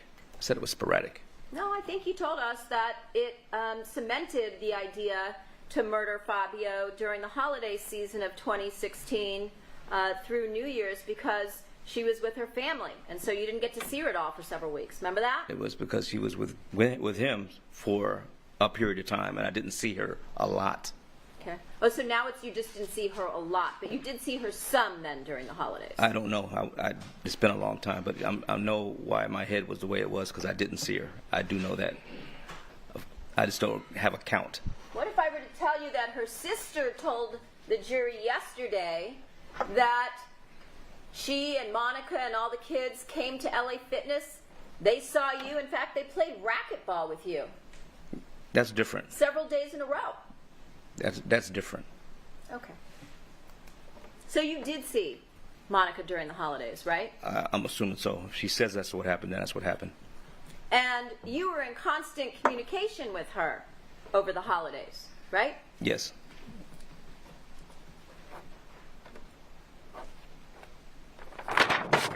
And when Monica left after you murdered Fabio to go to Toronto for the various funeral services, the cremation, the church services, during that time period while she was in Toronto, you were still in communication with her, weren't you?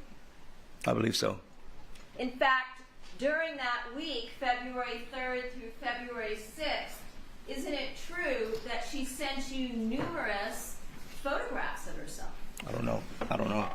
So if I were to tell you that she sent you numerous photographs of herself while she was masturbating and posing naked, showing off her private parts, and that she sent these to you during that week, does that refresh your recollection? Not really. But it wouldn't be unusual, right? For her to send pictures? Yeah. No. Even when she's burying or allegedly burying. I don't know about the dates, so I'm just going to go by your word. Yep. So I have no idea. But that for you wouldn't have been unusual For her to send pictures, no. during that period of time. It's her sending pictures, no. Those kinds of pictures, sir. Any kind of pictures. So you don't think there's a distinction between a time when you're allegedly grieving and time when you're trying to be flirty or sexy or whatever you want to think. I'm trying to figure out the question in here somewhere. Offer an opinion irrelevant. On those bases, it's overruled. You don't think there's a difference? You don't think when someone's grieving, the last thing on their mind is sticking their finger in their vagina while they're... Argumentative. It's this thing. She sent you photographs of her penetrating herself with her wedding ring on her finger while she was in Toronto? I don't know. I don't know. I really don't know because I'm not looking at the pictures and I'm not looking at the dates, so I can't tell you. I don't have a photographic memory like that. All right. Well, let me tell you, these people all heard about that yesterday. Okay. That's argumentative. It's this thing. So if I were to tell you that that evidence was presented yesterday and this jury heard about that yesterday, we'll assume it's true for the sake of my question, okay? It's this thing. Do you think that that would have been something that you would expect was normal in your relationship with the defendant? Everybody grieves differently. Sure.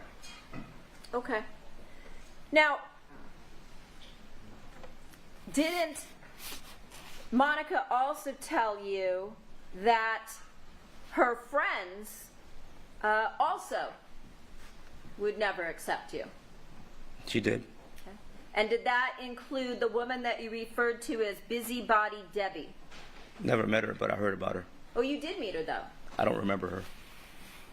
So, after the murder, on the date of January 29th, so 6 days after the murder, do you remember going up to Victorville? I remember going probably through Victorville.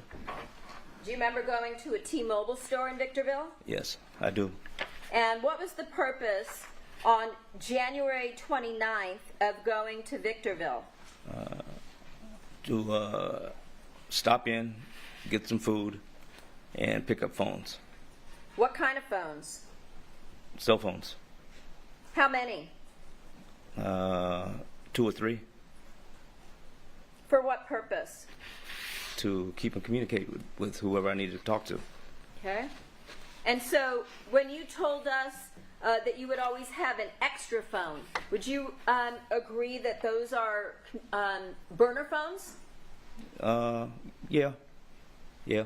So when you went and bought these 2 or 3 phones up in Victorville, did you register those phones under your name? No, it's a burner phone. So what does that mean? It means it's not in my name. It's just a made-up person. So you made up a person. Yes. And so what name did you register these 2 or 3 phones under? I don't remember. I just picked a name. Like what? Give us an idea. John Smith. How about Daniel Jones? Like I said, I don't remember. I told you that. Okay. Does that sound familiar? Probably. And when you get a burner phone, what's the point? To have a phone where if anybody's looking at you, they can't find you, they can't trace you. And what did you do with those phones? I planned on using them. To communicate with who? Anybody who I wanted to stay away from this whole thing with. Because I figured they're going to be listening on my phone eventually, so I'm going to use this phone to stay offline. Well, there were more than one, you just said. Yes. So you're going to use multiple phones. Yes. And how are you going to communicate with Monica after the murder? Oh, after the murder? Well, We're talking about January 29th when you went up to Victorville and you bought more than one burner phone. just in case I opened up some type of communication with her, if I can even communicate with her, I just wanted an extra phone just in case so I can talk to her, if she's even able to talk to me. So what do you mean? I don't know. What do you mean? What do I mean? Well, did you give one of those phones to her? Eventually. How about that night? I don't know. I'm telling you, this is 8 years ago. I don't remember all this stuff. You have all the info in front of you. I don't. So you went up to Victorville, as we said, on January 29th, and you purchased some burner phones under fake names, correct? Yes. And then later, did you come back to the Los Angeles area that night? I think so. Okay. And do you remember where you went? No. You remember going to the wake after the funeral service at Monica's house?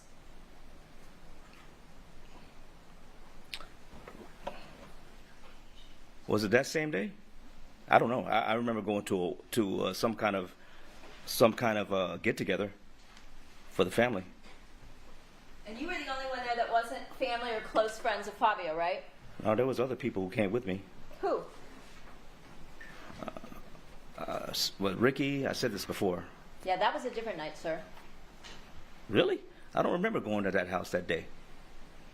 I only went there once. Okay. You remember going one evening with, after racquetball, coming to the gym saying that you weren't working there anymore, and then you and Matt were going over and you tried to get Sheila and Ricky to go with you over to the house? That's the same day. Yeah, what if I told you it wasn't? That means my memory. Sustained. That means my memory is really gone because I really thought it was the same day. Okay. So the night that you came back from Victorville, do you remember going to the memorial get-together at the Sementilli home? That's the same day, right? That's the one I'm thinking was. It's got to be the same day. Okay, let's say it wasn't. Do you remember going to the memorial at the Sementilli home? I remember going to something where there was a gathering of the family. Family, I remember that. friends of Fabio. Yes. And you weren't either. Say that one more time. You were not either. Sustained. You weren't friends with Fabio. Oh, no. You weren't family. No. Okay. And that night, did Monica's mom tell you you should leave? She did after a while, but I wasn't alone on that. Showing you People's 46.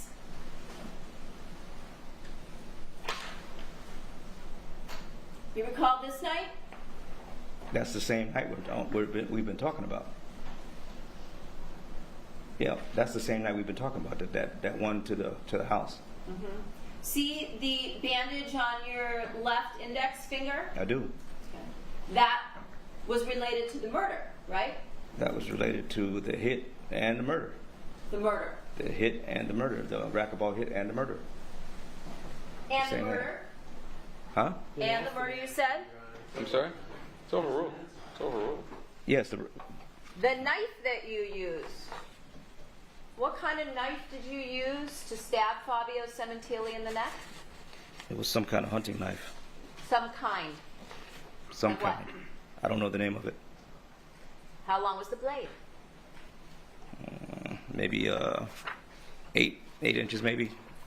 An 8-inch blade, bless you. Yes? I'm guessing. I didn't measure it. Well, you were in the military. You can approximate, right? You know the difference between various types of knives, right? Sometimes. It's overruling all. I didn't measure it, so I don't know. But it was kind of a big knife. Okay. Big knife. Kind of, yeah. Folding knife? No. Fixed blade. Yes. Hilt? Yes. If there was a hilt, you wouldn't have cut yourself, right? Objection calls for confusion, speculation. It's overruled. What's the point of that? Having a hilt on a knife? For me, Yeah. to keep you from getting cut Right. and to get a better grip. Right. Because Okay. your hand won't slide when it gets bloody and slippery, right? Yes. This knife didn't have a hilt, right? Which knife? The one knife with- you used to murder Fabio Sementilli. Oh, I thought you were talking about a different knife now. What other knife would we talk about, sir? I don't know. We're here to talk about what you did. Yeah, I'm right? trying to help. I'm trying to get to the end of this thing. So yeah, let's continue this on. Let's continue. So I don't remember if it had a hilt or not. I just remember it was a bigger knife. I didn't study it.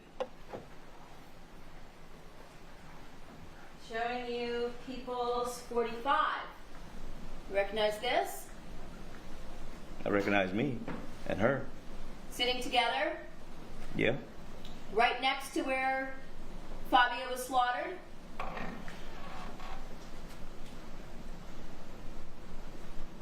Okay, I'm listening. Is that right? I see myself and Monica. Is that the same area? It's this patio. It's the same patio. Is it actually sitting right next to where you slaughtered Fabio Sementilli? Or I killed him. Yes.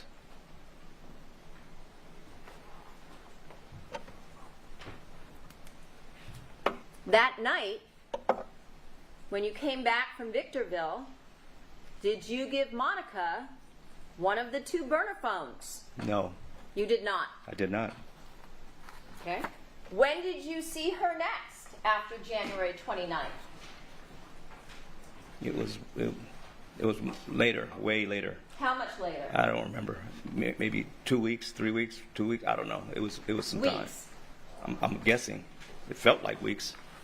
Felt like weeks. Showing you People's 218. You recognize what you see here? First page. Looks like an account information. January 29th, Yeah. the name Daniel Jones, Okay. a ZTE flip phone. Okay. You remember purchasing a ZTE flip phone as one of the burner phones? It's a flip phone. I don't remember this model. I'm sorry? I said it was a flip phone. I don't remember the model. I don't remember all these details. Because you got all this information in front of you. I don't. Well, you asked for it because you said if you saw it, you might be able to remember, so I'm showing it to you. Okay. So showing you now People's 150. Do you see the ZTE flip phone? I see a phone, a flip phone. Yeah. Is that the one you purchased? I don't know. I'm assuming it is, but I don't know if it's that one. Do you recall giving this name and this fake address, Panama City, California? I probably did. I just don't remember the information, but I probably did. Showing you the second page. On that same date of January 29th, a second phone, same address, same fake name, this time an LG stylus phone. Is that the other phone you purchased? Probably. If I were to tell you this is a photograph, page 3 of People's 218 of the LG stylus, does that look familiar to you? It could have been the same one. I mean, it could have been the same style phone. Probably was. But you're saying you didn't give Monica the phone, the ZTE flip phone that we see here in People's 150, right? Correct. So do you know how she was able to get it to take with her to Canada 2 days later. Was it 2 days later? It can't be that soon. So I know you said you couldn't remember. It's fair. It's been a lot of years. You wanted to see photos. You wanted to see documents. I've shown you photos. I've shown you documents. Does this refresh your recollection that you went to the wake that night in order to give the defendant this burner phone? No, I didn't give her anything Okay. that day. So I know how did that for she sure. get it to take with her to Canada 2 days later? Because you said you didn't see her after It this didn't. night for weeks and weeks. Something's wrong here. Yep. Something's wrong. No, at the wake or whatever that was, I didn't give her anything. And I remember leaving to go back to Vegas for a while, but I didn't leave a phone. You said you bought it for her, though, right? You said you bought a burner phone, an extra Well, burner phone. so you I could bought it communicate with her. intending to giving it to her eventually somehow, but it wasn't. I cannot remember. I really can't remember. I really can't remember.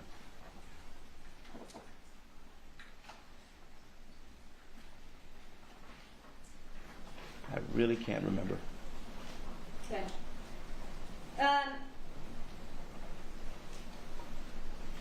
You recognize this phone, though, right? I reckon. I know I got a phone. I don't know if it's that phone or not, but I know I did get a phone. And then you recall when you and Monica were in custody talking to each other about the ZTE flip phone. Remember that? No, I don't. I don't remember. You don't remember talking and trying to get your story straight as to her saying that she happened to find this phone in her garage I don't remember. just before she went to Toronto in June of 2017, which would have been, There's a question in there somewhere. I'm just waiting for it. I'm counting in my head and I'm bad at math. I only do statistics.